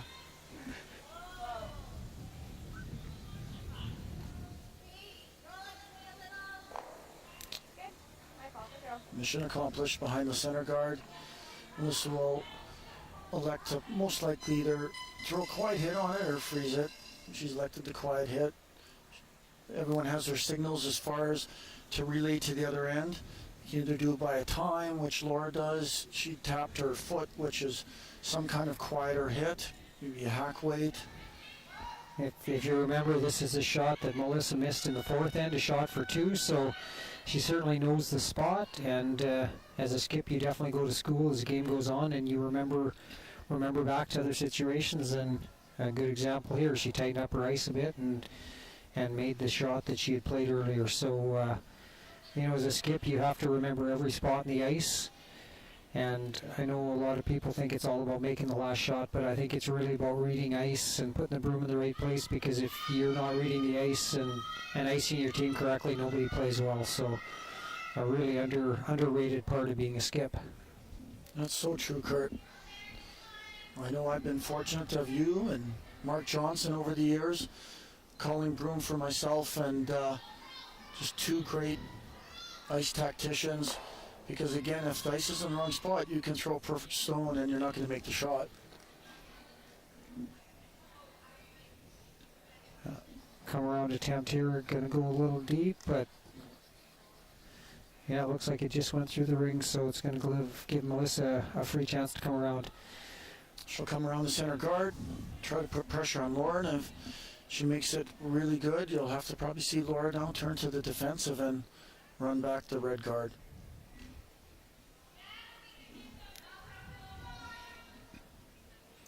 It is amazing. We've always talked over the years how ends and games, but particularly ends end by end, how it changes so dramatically on one shot. One great one made or one just slightly missed, and the dynamics of how that changes the end going forward are amazing. Yeah, perfect come around here, and yeah, to your point, Rob, if Laura's team makes the come around the corner, it means Pierce has to chase it. Instead, they have a free shot to come around the center, and they make it perfect. And now Laura is back on defense. So yeah, every shot is critical. And since the free guard zone came in, you know, you used to be able to hide a curler who maybe never had an all-around game but was a great hitter. You could put him at second. That's certainly not the case anymore. I think every player needs every shot in the book to be a top-notch team. That's so true. I mean, look at Mark Nichols, again, who's one of the best players in the world, but he's moved to lead when he moved to Manitoba a number of years ago with Jeff Stoughton. Yeah. You know, just wanted to change things up, play down at lead, and here he is winning Briars a few years later back with Brad and playing third and going to Olympics again. And they're all such good players that many of them could play all positions. It takes a unique individual to play skip, because you'd really have to be comfortable with the last rock, the extra pressure that it provides, because you know everyone along the way makes great shots, but the skip has to make them where you know the score is determined on that point, on that particular throw. Another good guard by Pierce. Walker will try to run the center and maybe take the side counter out, so get rid of the center and one of the rocks in the house. But certainly after that one come around missed, Laura's been on the defensive the rest of the end. Kate Cameron, one of the elite hitters in the sport. Definitely, toe slider, can throw the big weight, very accurate. Hit this one a little too thin, but certainly one of the top players. And I think what you're seeing out here is it just shows the depth of curling in Alberta. Laura, one of the top teams in Canada, playing against a team certainly most people wouldn't be as familiar with, and it's definitely a dogfight out here. So, you know, the top teams don't get to walk through anymore. There's any team that steps on the ice can give you a tough match. I'm just having a look across the sheets right now quickly, and we saw Sturmey on sheet B get a deuce in the fifth end to tie it up against Skrlik at 4-4. And we've got a young junior team, the one coached by Mark Johnson.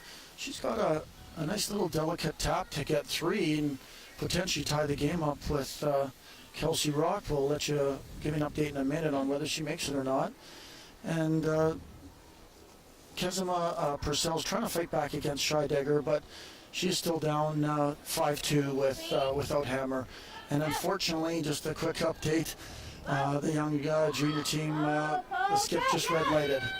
And that delicate shot for 3 has no chance of being determined because she had a hog up violation and had a rock pulled. Yeah, that's definitely instead of 3-all, it's going to be 4-0 now, and definitely a big turning point in the game. Laura continues to chase. A good shot by Kate, open up the 4-foot, has her rock up front, but still chasing, and Laura will probably be happy to get her one here. Unless she's able to pull out something on her first shot and get a skip's deuce, but if Melissa's able to make a good come around here, Laura will definitely be chasing.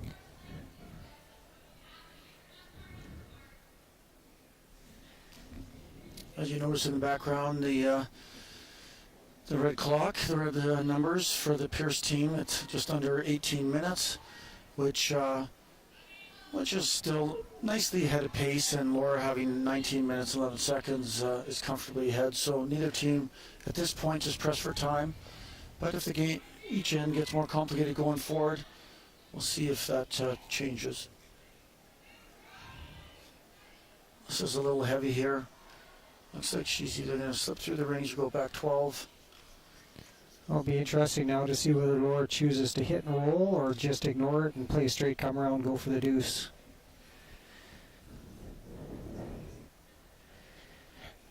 I think for most of us, you know, the come around on ice that moves like this is quite a bit easier than the hit and roll, so that's what she's chose to do. She'll try to come around, just bite the forefoot enough for shot, and if she makes a good one, she'll have a good chance of getting that skips deuce we talked about.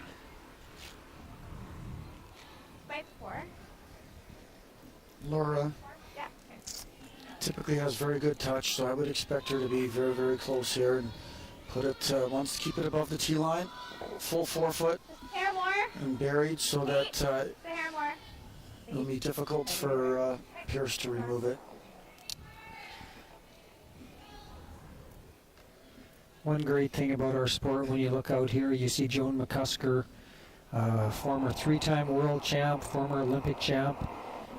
She's coaching Scheidegger. Mark Johnson, who you played with for years, former world senior champ, Alberta men's runner-up. He's coaching a young team, and it's great to see the veteran curlers who have won a lot in the past still willing to give their time and help the younger players share their experience. So good weight here by Laura, just not enough curl, so it will give Pierce a chance to hit and be laying 3 and force Laura to the single. Just kind of ran on her. They tried option B as it was coming down and maybe to flex slightly off of the red and get it more buried, but with that late finish that we've seen, it just didn't occur. It over curled, so now it's a wide open hit, and Pierce can either try to hit and roll behind the yellows and force Laura to draw, or hit it on the nose and force Laura to hit and stay facing 4. You know, we still have nice curl, but we're not seeing that the huge swing that often you see in the slams. So it's not quite as easy to bury rock, which I don't think is a bad thing. I think it makes you throw a little more precise. Some of the slam ice, you just, as long as you get it out to the broom, you can get by the guard by a foot or two and still fully buried. So I like the amount of curl we have here, and I think it really forces you to be precise. Well, perfect hit and roll. I think she's pretty much forced her to the same draw for her single, and Pretty tight if I nose it, so. a big shot here facing 3. Laura certainly had good weight so far. Both skips have hit the forefoot when they've had to, so very important shot here to be tied up after 6.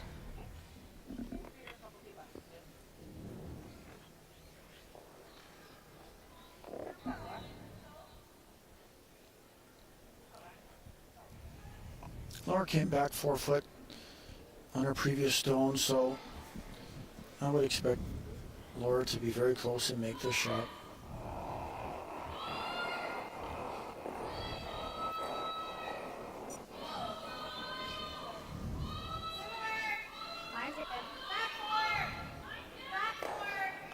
Sweepers seem to like it, so Taylor's just cleaning it.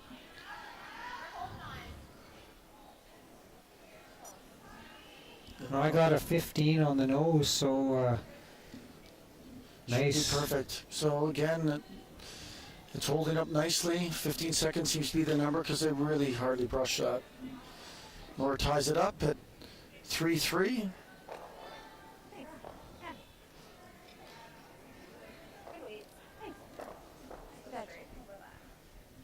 Yeah, that one I said.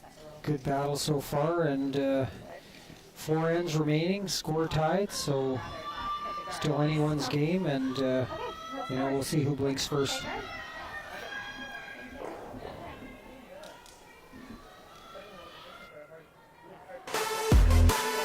Win big with Curling Alberta's 50-50.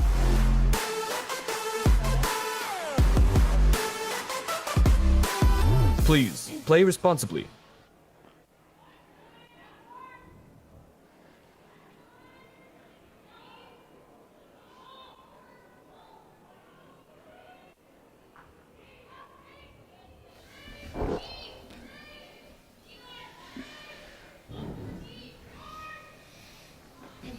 Nadine Scotland, the lead for Team Walker. Throwing a guard somewhere between mid and midway to the house and tight. These last four ends that Kurt referred to will probably start getting into where the top teams like Laura analyze the analytics and decide if she forces Pierce to one here, she would want to then control the even ends, so she definitely would want to score in 8 as opposed to blanking 8. It looks like they're a little heavy here, which means that now Melissa can just hit that, roll to the wings. Looks like she's just going to throw up, she's just going to throw a corner. Well, I know teams are becoming, more and more about controlling ends, but I think until the last 3 ends especially, I think anytime you can take a deuce, it's nice to do that. So I'm glad to see her throwing up a corner here, and you can play the whole end for a blank, and if you don't roll out, you've wasted an end. So I think early in the end, you throw up your guards, and anytime you can get 2 or 3, I don't think it matters what stage of the game it's at, it's important.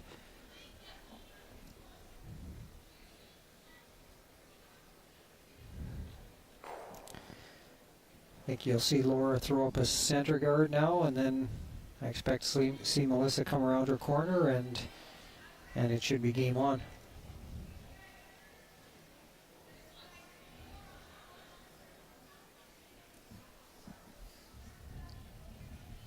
As you'll notice, Kate Cameron is now on the right side of the rock as it travels forward, and she switches to the left when Taylor throws. What you try to do, all these top teams have the third generally be the player that will go from one side to the other depending on whether it's lead or second throwing, and they want the leads and seconds to stay on the same side of the rock for the whole end, just from a judgment perspective, from a for pressure on the broom perspective. So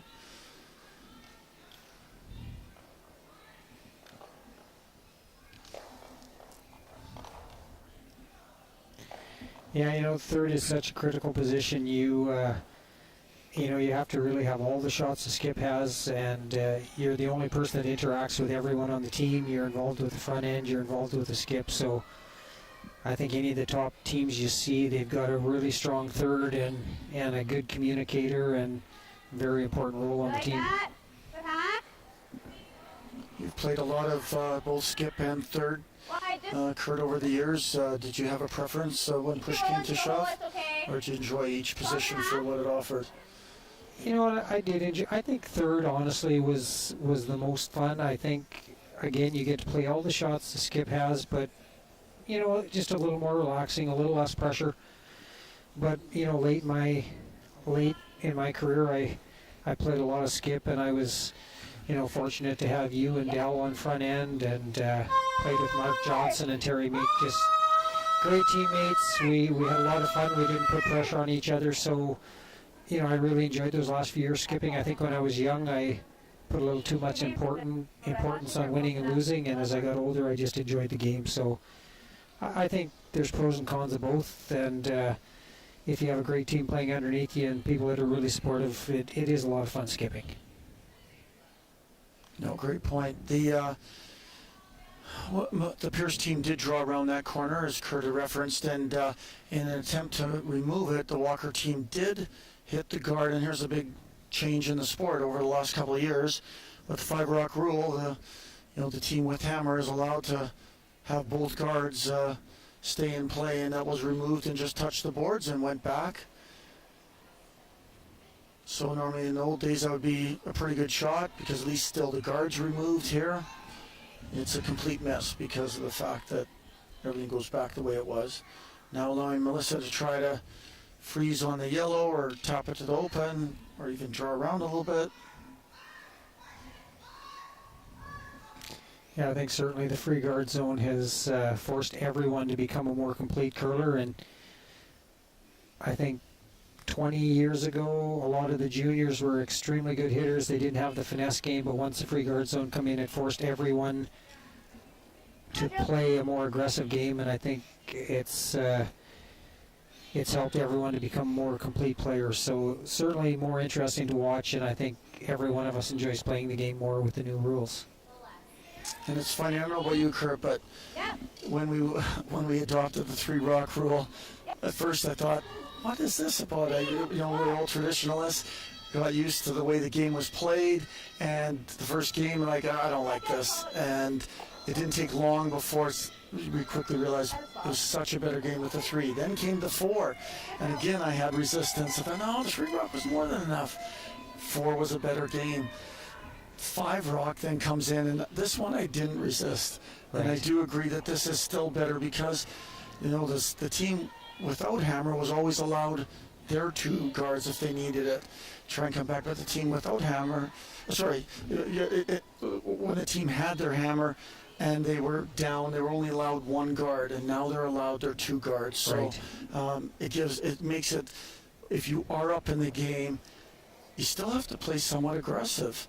And you'll see teams do top 4, top 12, and even a guard, even if they're up a couple points, which would never be the case in the old days. Yeah, it makes for good viewing for sure, and I think sometimes it penalizes a team that's played good for 9 ends, that the game's never really over, but on the other hand, it just keeps it interesting right to the very end. So certainly good for TV, and it helps grow the sport. And it was interesting when one of the real reasons the free guard zone came in was because of Kevin Martin. He was such a great hitter, and he won a game 2-1 at the Brier against Jeff Stoughton, and we all thought, well, once the free guard zone comes in, Kevin's going to be in trouble. Well, Kevin created the run back game, and he became even better. So the new rule didn't help level the playing field. It just made the better teams even better. So, but that's how the sport evolves.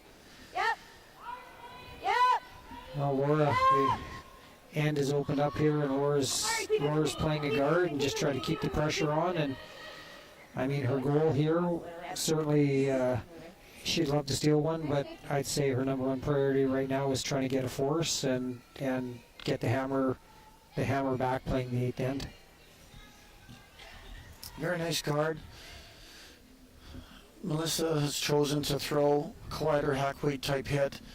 Not open much, maybe an inch on the outturn side, but that's enough on this ice to at least move it to the back of the rings and maybe even get lucky and roll behind your corner. Looks a little tight out of her hand. See if they can hold it. It looks like she's already on the guard. She may get close to leaving the guard in play and leaving the rock in the house buried. Would have been a great spot to hit that if you had run back weight, but still didn't work out that bad considering it was definitely a complete mess. Well, certainly getting in a position now where she could get forced, so I would think at this point she's going to switch to offense and try to generate a deuce out of this somehow. Line's good. Kate playing a come around here, trying to get top 4. Okay, line's good. And put the pressure back on the Pierce team. Line's really nice. Let it work a bit. Line's good. Easy then. Yeah, I missed the guard by a fair bit, but that's perfect on this ice because there'll be such great finish here at the end. We'll get Taylor to try and create as much curl out of it as possible, and it's worked extremely well. Perfect spot.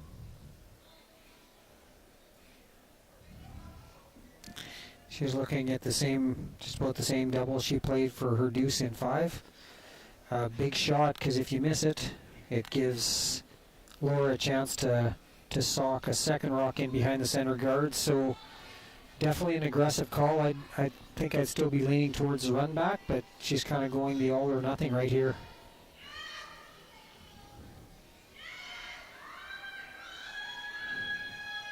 On it all the way.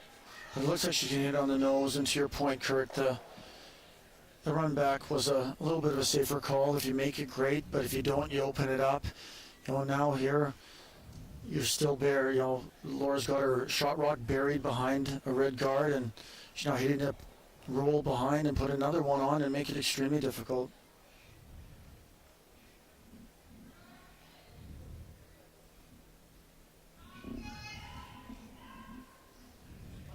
Like she's forced to run it back and make it perfect.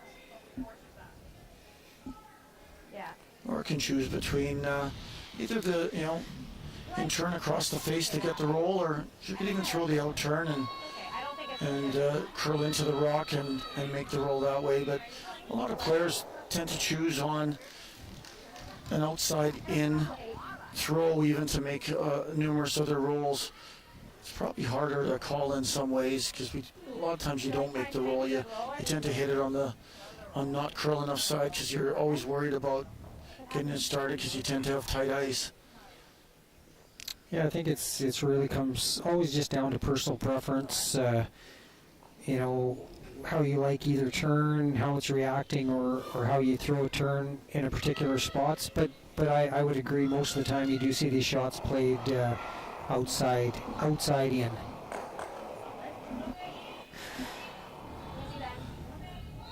One thing you do notice about Laura, she really throws very precise weight.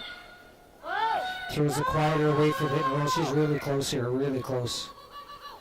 That's a great shot. She didn't get it buried, but tucked enough. I don't think there's a double unless she elects to play the run back. Yeah, very good. In a perfect world, they would like to roll that a little more, but to Kurt's point, there's no double without throwing the run back.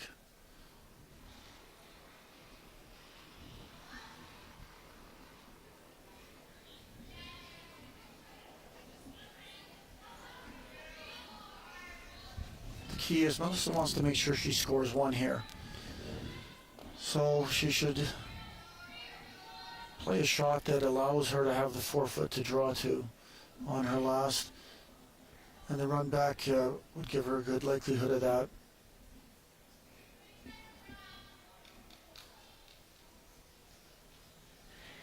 Yeah, I think sometimes a person, you really get your mindset on wanting a deuce, but there is a point where, if the game is close or if you're still in control, you have to just accept that you're going to only get your one. And, this shot, if she happens to stuff it and roll out, it's going to give Laura a chance to maybe come around, tap, be laying two buried. It may be tough to score, but we'll see what she's able to do here. I think she's going to have to get by the guard pretty tight to have a good result here.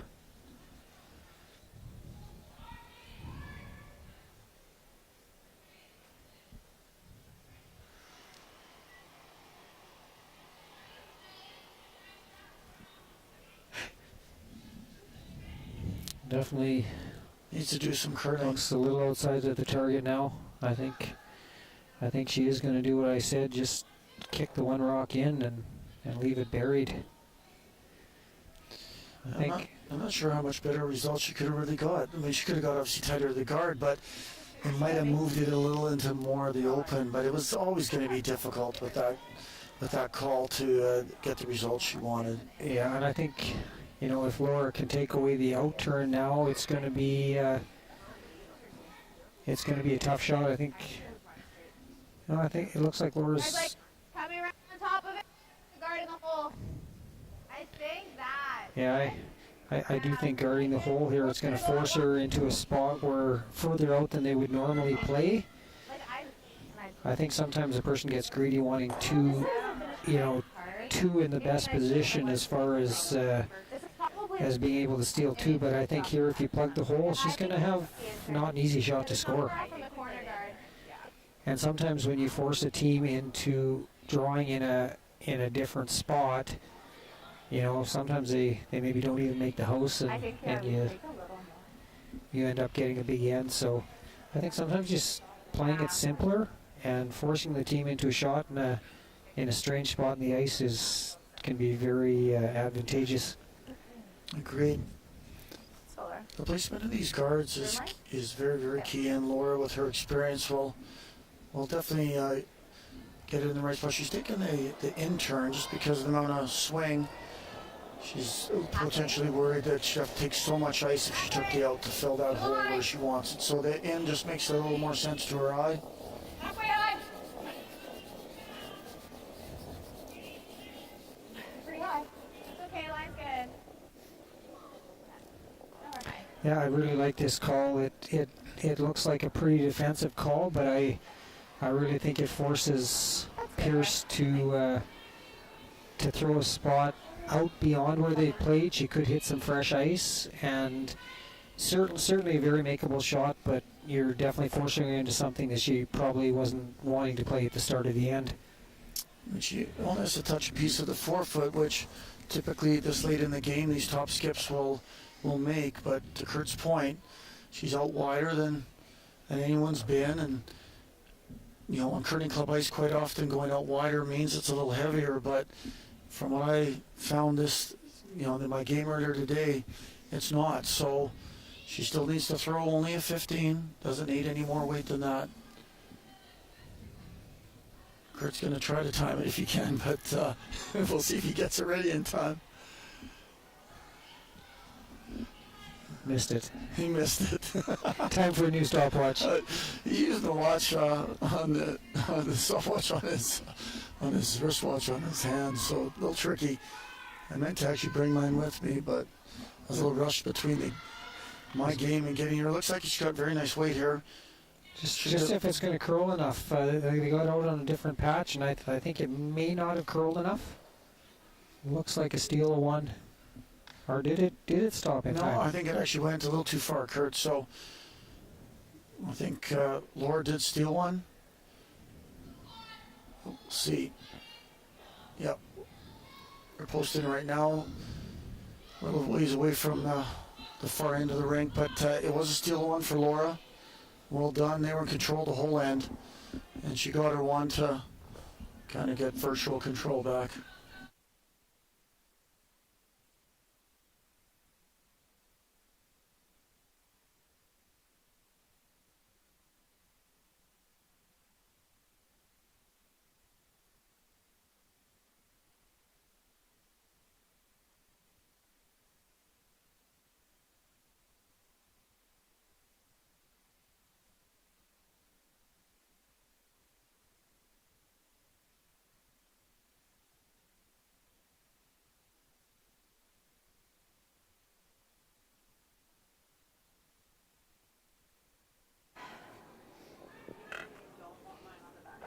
Welcome back, everyone, to the 2022 Sentinel Storage Alberta Scotties.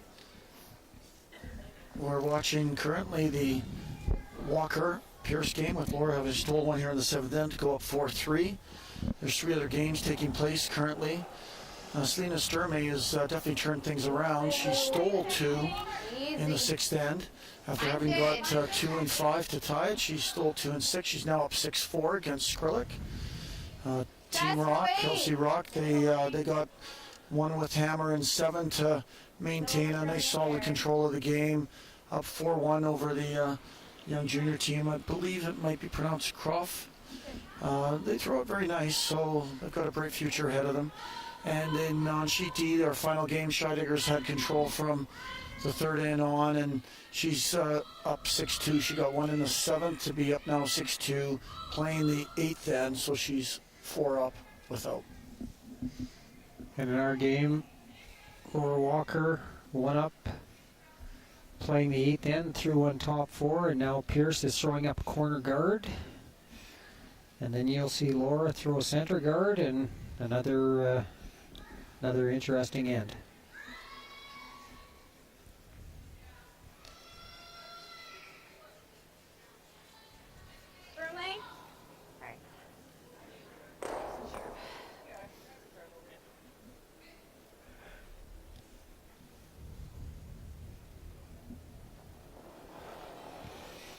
Corner guard's probably a little higher than they wanted. There's lots of movement everywhere, so Mine's good. even if you buried around there, there'd be ample room with a quiet hack to get rid of it. So Laura will throw a tight guard. Easy Directly in line. front of her, stone from Nadine that was top 4. Yeah. Yeah, keep it moving. Okay, good.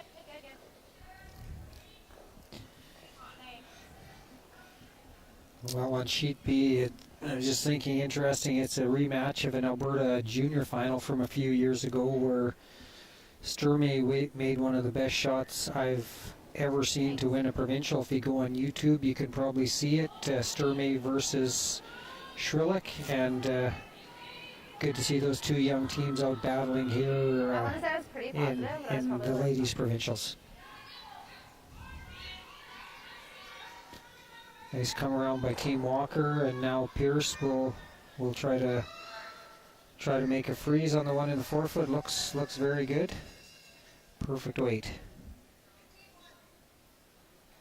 Okay. Right column's okay. You think it's thicker? Not really. No, it looks ugly. If you could get just And a very good shot by yellow one, that's still pretty good. Kelly Erickson.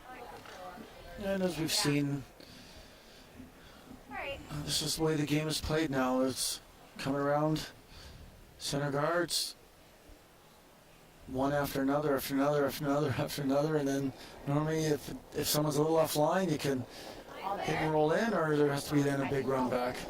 Yeah, the corner freeze and the run back are probably the two most common shots now, and it's We're there already. something you didn't see a lot of before the free guard zone, but Yeah, it is. certainly probably the two most common shots in the game now.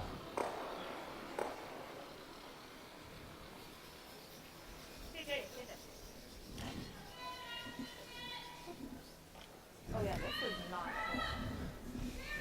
Just a little update. We're watching the our young junior team Croft. They got a nice end going here against Kelsey Rock. They're drawing to live 4, so we'll update you a little later on whether they're able to maintain that through the end and get back into that game.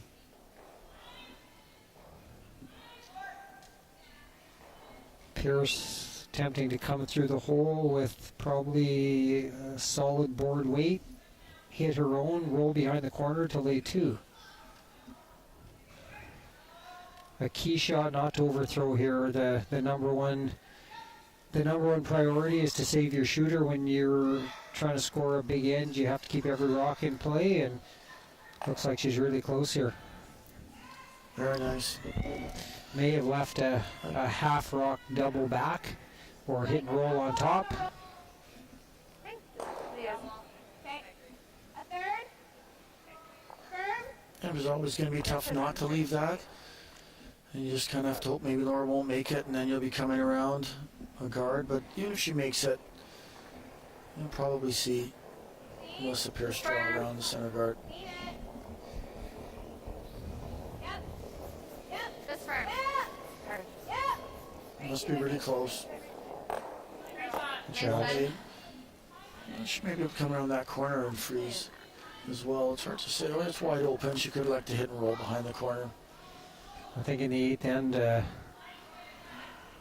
like to see her be a little more aggressive, play the draw here, but yeah, that's what she's elected to do. I think this situation, the yellow rock's actually a benefit to her. If she can get down somewhere in front of it and behind the guard, it can serve as a catcher for her rocks. So, you know, lots of times a young team will just want to make sure they have shot rock, but early in the end, it's really about positioning your rocks and using the opposition rocks against them.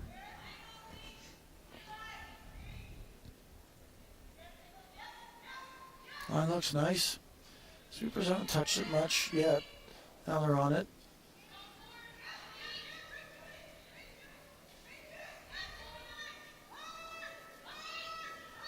Wants to get frozen on. She's not going to be shot rock, but it's going to be wide open. So if she needs to hit it, it will be available later. But Laura will come around the center and line 2. Low 15 now.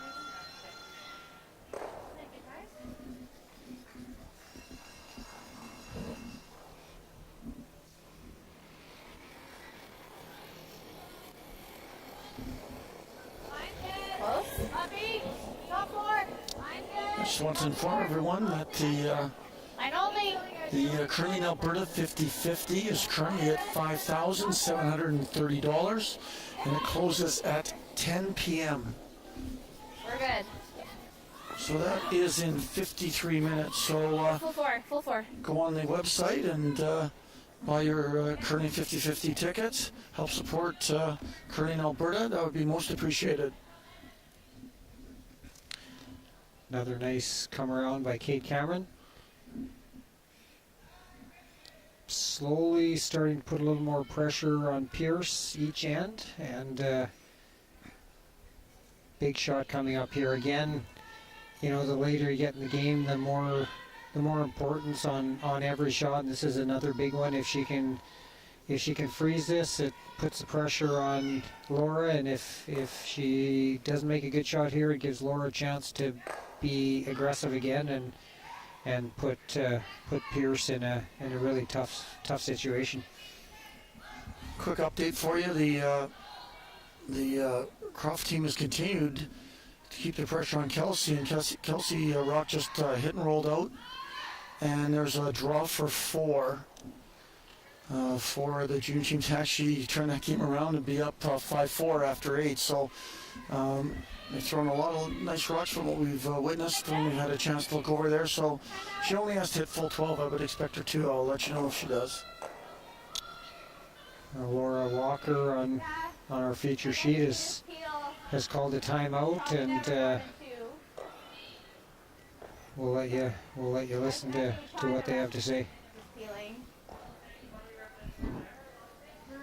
I don't know if I love that. I like running this. I also thought about guarding the hole. She can never sit more than one with this, but yeah. But I still don't know if it's like if we end up guarding the hole and she makes Quick this interruption. on the nose, Hit the pin to get then her I 4. guard this draw. So it's really tough that to game do, is completely but turned around, we're playing with and fire, they I guess, are to get now that up game. 5-4 against Kelsey Rock after 8, which would be a huge upset Yeah. with Kelsey's resume. I And think I like either the hole or Kelsey the had a run. bye in the first. What do you guys Actually, like? sorry, my mistake. The ladies are playing a I like the run. 7-game round robins. There's The other 8 option teams. is, The I men's guess, this draw's really tight. the men's is a Like, 12-team just triple make this knockout good. modified. Yeah. Again, just another great example of the depth of curling in Alberta. Young junior team, probably just here for experience, is playing a top 10 team in Canada, and definitely giving them all they can handle. Must be a big testament to our top cop, who you and I curled with, nicknamed for Mark Johnson.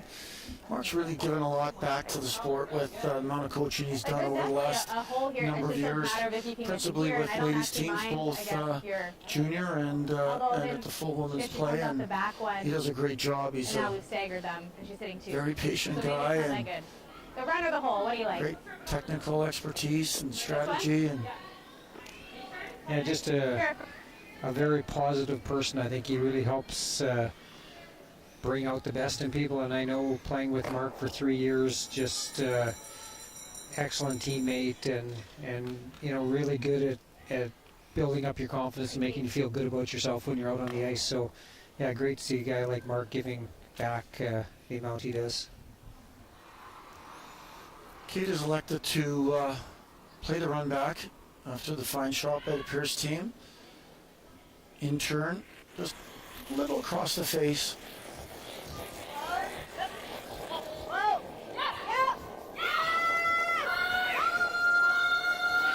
Nadine's on it hard and made well.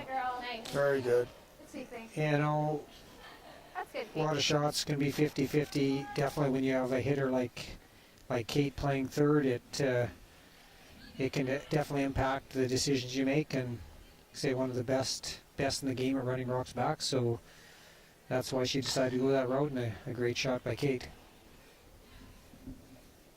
Still leaves Pierce with a center guard, and she still's going to have a couple opportunities to make a good come around, and you know, for her hopefully get a deuce and get control after 8 ends. Jennifer made such a nice shot on her first by pushing the yellow behind the tee line that now she's set up on this one to, unfortunately, she's come a little light. Yeah, perfect line, just 3 feet light. She had to bite the 4, and now it's going to give, now the fact that Laura is laying 2, it gives her a free crack at coming in for third. If she was only laying 1, she may just guard and not take the risk of allowing a double to maybe be looking at two. So the fact she was at that foot short has given Laura a chance to go on the offense here without a lot of risk. Kate's looking at all those rocks that are kind of half in the 8-foot, half in the 12-foot, just to see if they even are lying potentially 3, but it doesn't quite look like they are.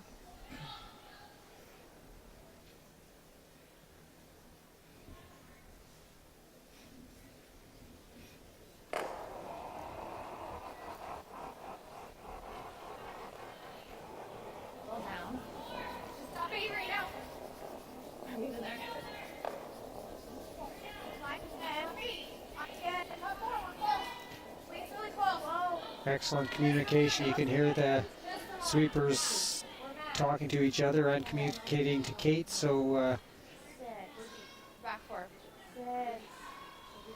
it's going to be a little good shot. Just probably about 1.5 to 2 feet deeper than she wanted to be. Still not a bad shot. I think if Laura forces her to one here, she'd be happy. Having the hammer with 2 ends to play, and if Pierce makes a good shot here, still definitely has a shot at a deuce. Yeah, it's very much a key shot here. If Melissa is not quite perfect, she's going to make it very difficult on her last even score. So this one has to be very, very precise. Need to throw back 4, even tee line, tap it a couple inches, at least lie 1. She's been under a lot of pressure. A lot of the ends, it feels like the Walker team has probably outplayed them, but Pierce has made some big shots at key times to keep her team in the game, and this is probably the biggest one of the game so far.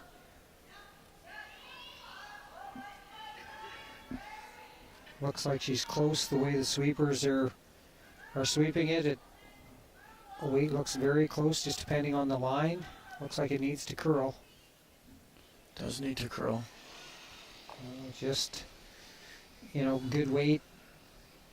Didn't curl enough, and now if Laura makes a good shot, can just roll a couple inches, it's going to be very hard to score.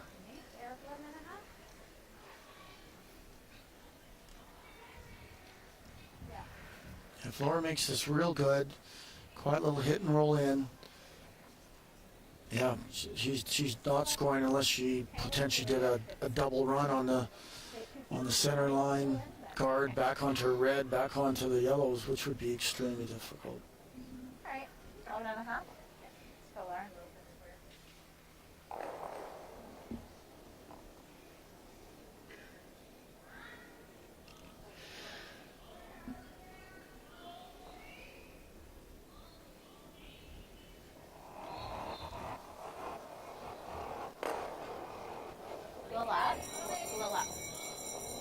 Solid. Whoa! We're up.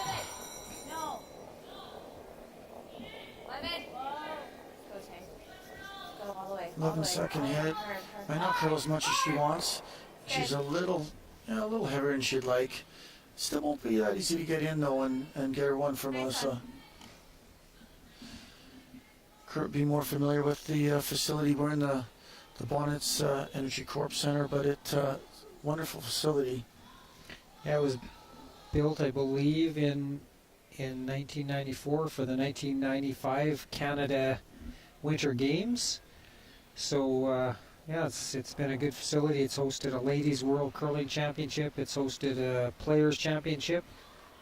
So definitely no stranger to big curling events, and exciting to see a men's and ladies combined again back together. Well, Melissa, definitely game on the line here. Has to play a very delicate little draw. Just maybe slide off the one that's top 4 and get onto the button. You know what? I don't think she'd be horribly disappointed to give up 1 here. She'd be 1 down, 2 down, playing the 9th end if she doesn't make this shot, but. Pretty key shot here. I think certainly has to go hard for her 1. just enough late finish that she can sneak to that hole, but then might just continue to curl and move away from the button and allow Laura's in the back four to hang on for the one.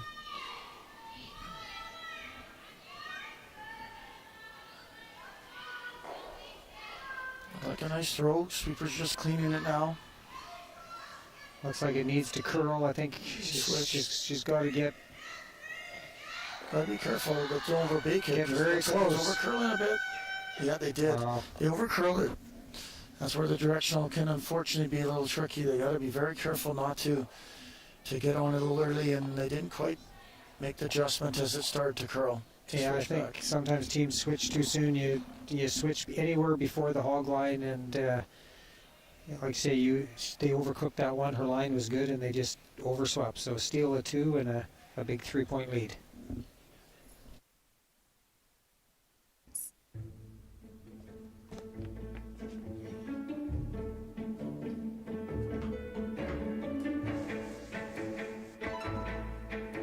This is where the focus comes into play.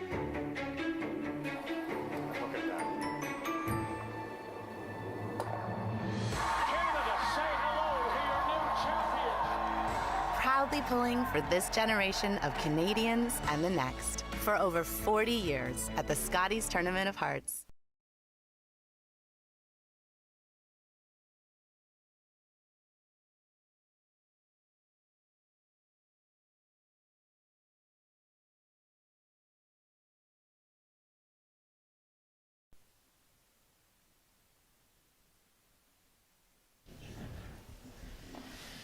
Well, we're back. The 2022 Sentinel Storage Alberta Scotties.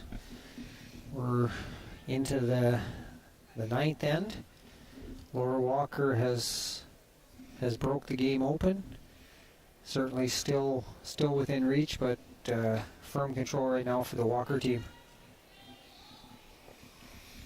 I know both Kurt and I have been we've been getting a few texts from various viewers. We appreciate it. Thanks. I know this is my first opportunity to have a chance to commentate on a live curling game, and I've very much enjoyed it. Love being here with Kurt. He's been kind enough to host me at his house for the week, and I think there might be a future with Kurt, but TSN. I don't know if Russ isn't getting younger, Kurt. So yeah, I think you have to win a little more than I did to get that gig, but yeah, certainly enjoy being here with you. I thought I was going to be hosting a fan, and at the last hour yesterday, you got brought in as a curler, and I have to admit I watched, and you were the only 60-year-old on the ice, but best player on the ice today. So hats off to the older guys that they still can make the shots. I'll take that. Thanks. Still sliding with the corn broom, so that's always a little tricky, but. Yeah, I saw a few of the young guys asking you what it was before the game, so yeah, it's kind of a thing of the past. At least we don't have to sweep them up and down the ice anymore. No, that was very difficult. We'll give a shout out to my one son, Landon, who I'm replacing in this event. He, unfortunately, at the last minute, right before they're about to leave, they did a properly. It was very nice that they were responsible, did the COVID test, and unfortunately did test positive. So I had to fill in for him, and happy to do it. Well, it certainly affected this event. The Jamie King team had to withdraw a couple days before the event, and yeah, sorry that those guys, great guys we played against for years, was looking forward to seeing them, but it's just the way things are right now in this world. And hats off to the organizing committee, Curling Alberta, for keeping this event going. They've got strict rules in effect, and everyone's doing their part to try to get through. So appreciate the effort everybody's making, and hopefully within a year or so we can get most of this behind us and maybe get back to normal. I can attest to that as a competitor now. From normally 3 or 4 teams occupying a dressing room to they've created our own little mini dressing rooms with curtains in the back, and done a wonderful job setting all that up, giving us our own space. It's been really nice. So yes, hats off to everyone. Here's a little heavy, trying to throw up a corner guard, get something going. So this is perfect scenario for the Walker team. They have not getting affected by the free guard zone and have a chance to hit and roll in here and probably work their way out of the end. With the way that these great players hit now, this will be hard to hold. You know, the deuce for the rest of the end. I mean, Pierce is line 2 currently, but I think it's unlikely that it will last for the whole end now. Might even be gone with this shot. Great shot. Couple big doubles for her the last couple ends, and had a very solid game. Excellent all-around game so far. Melissa will throw up a corner guard, but unlike the first 2 rocks at the end where, you know, if they were set right, they couldn't be removed. Now, if this is a perfect guard, it will just, Laura will go up and peel it away.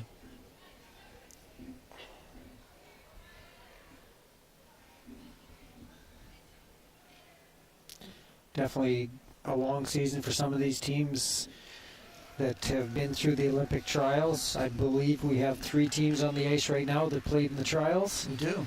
And you know, definitely hard to regroup after this 4-year cycle and the disappointment of not making it to the Olympics. So hats off to these teams for regrouping and playing well again. Definitely the strength in Alberta is continues to be strong. You know, three teams here that were at the Olympic trials out of Alberta. So you never get a soft Alberta championship. If you win Alberta, you know you've gone through a strong field. And the winner here is going to a national championship, and the Scotty has such a great history. Great champions for decades. My mother actually was able to make in 1971, when just before it was called the Scotties, she was able to win the province. Joyce Buckles, and she finished second. It was only in round robin then. There was not a playoff system, and sadly, she unfortunately passed away 5.5 years ago. But sadly, they only had to win one of the last 2 games. Oh, wow. And they would have won it. And they lost both, which got her into a tiebreaker with Vera Pezer, who was a legend in the sport. She won 3 straight Scotties. And I think that was the start of her 3-year run.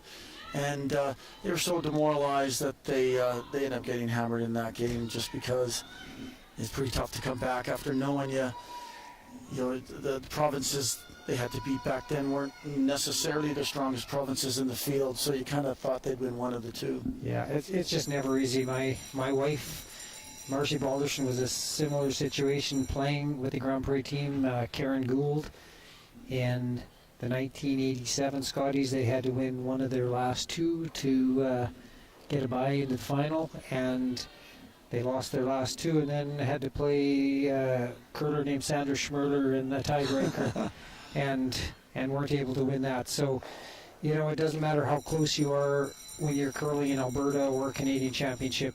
There's no easy games at the end, so there's no shame in not being able to finish it off, because there's always a great team standing in your way. Always.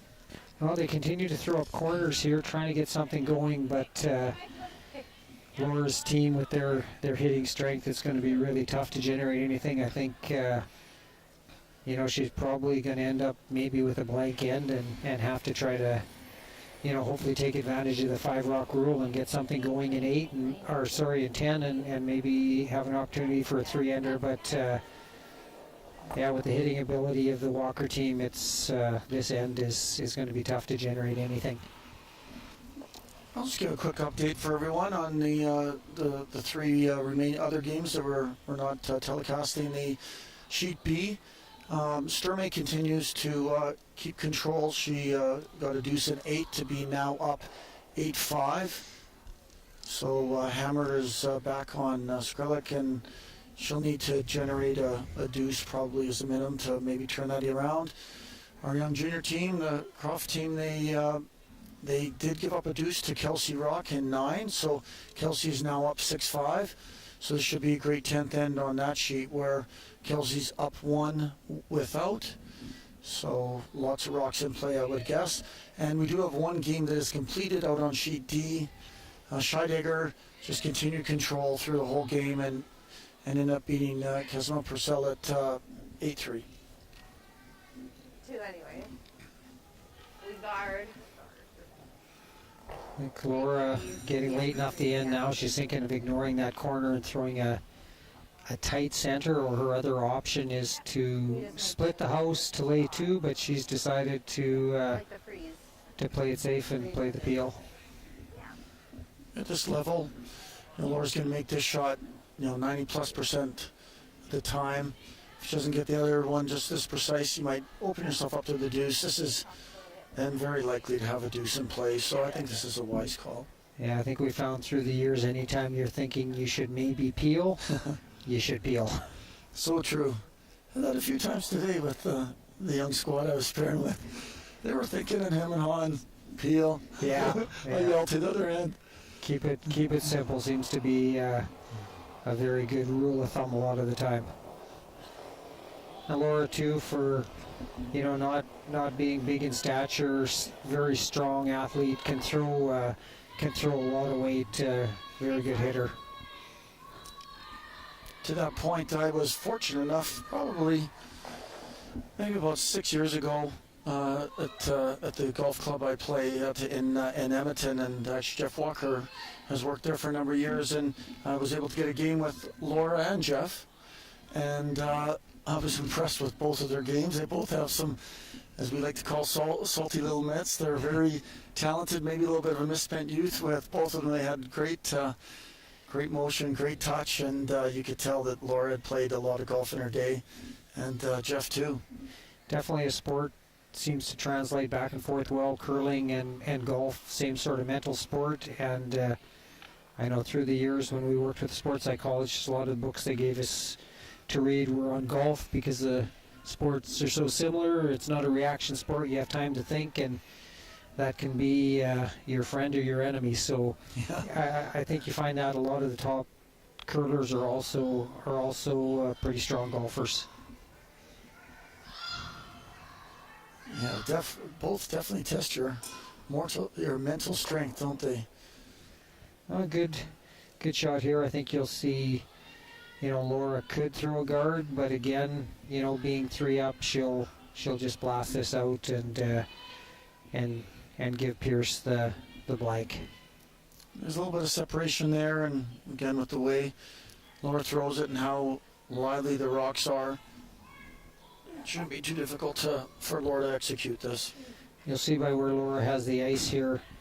If she threw it right through the broom, you're probably going to hit the rock pretty thick, but being experienced on arena ice, she tends to put the rock back to the target to keep it nice and straight, and lots of times she'll actually hit outside of where she has the broom placed, so that's just experience on the arena ice.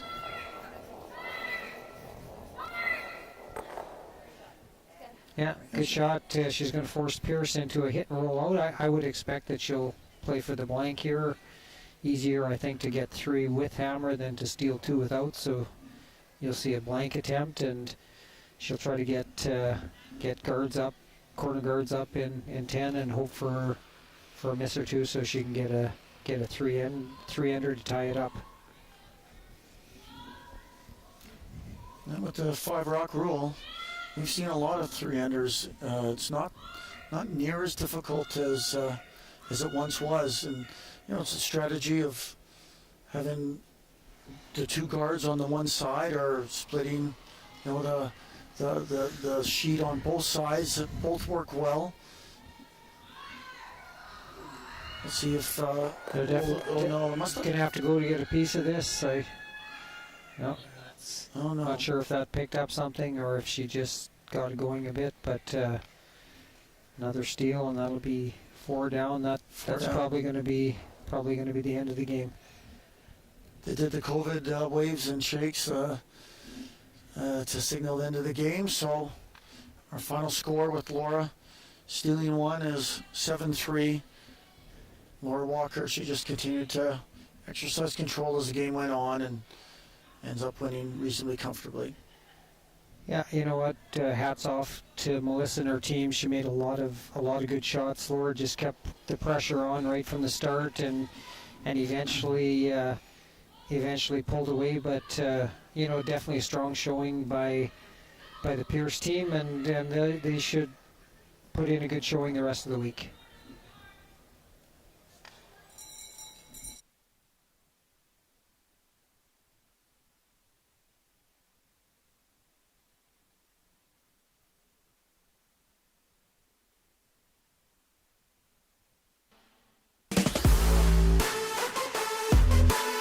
Win big with Curling Alberta's 50-50.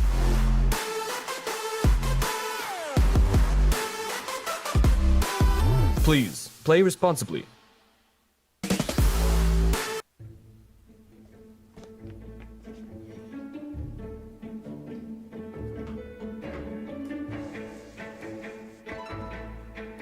This is where the focus comes into play. Look at that. Canada, say hello to your new champions. Proudly pulling for this generation of Canadians and the next for over 40 years at the Scotties Tournament of Hearts. Need extra space? We rocket storage. Try 4 weeks free at a location near you. Sentinel Storage, proudly Canadian and proud sponsor of the 2022 Alberta Scotties Tournament of Hearts.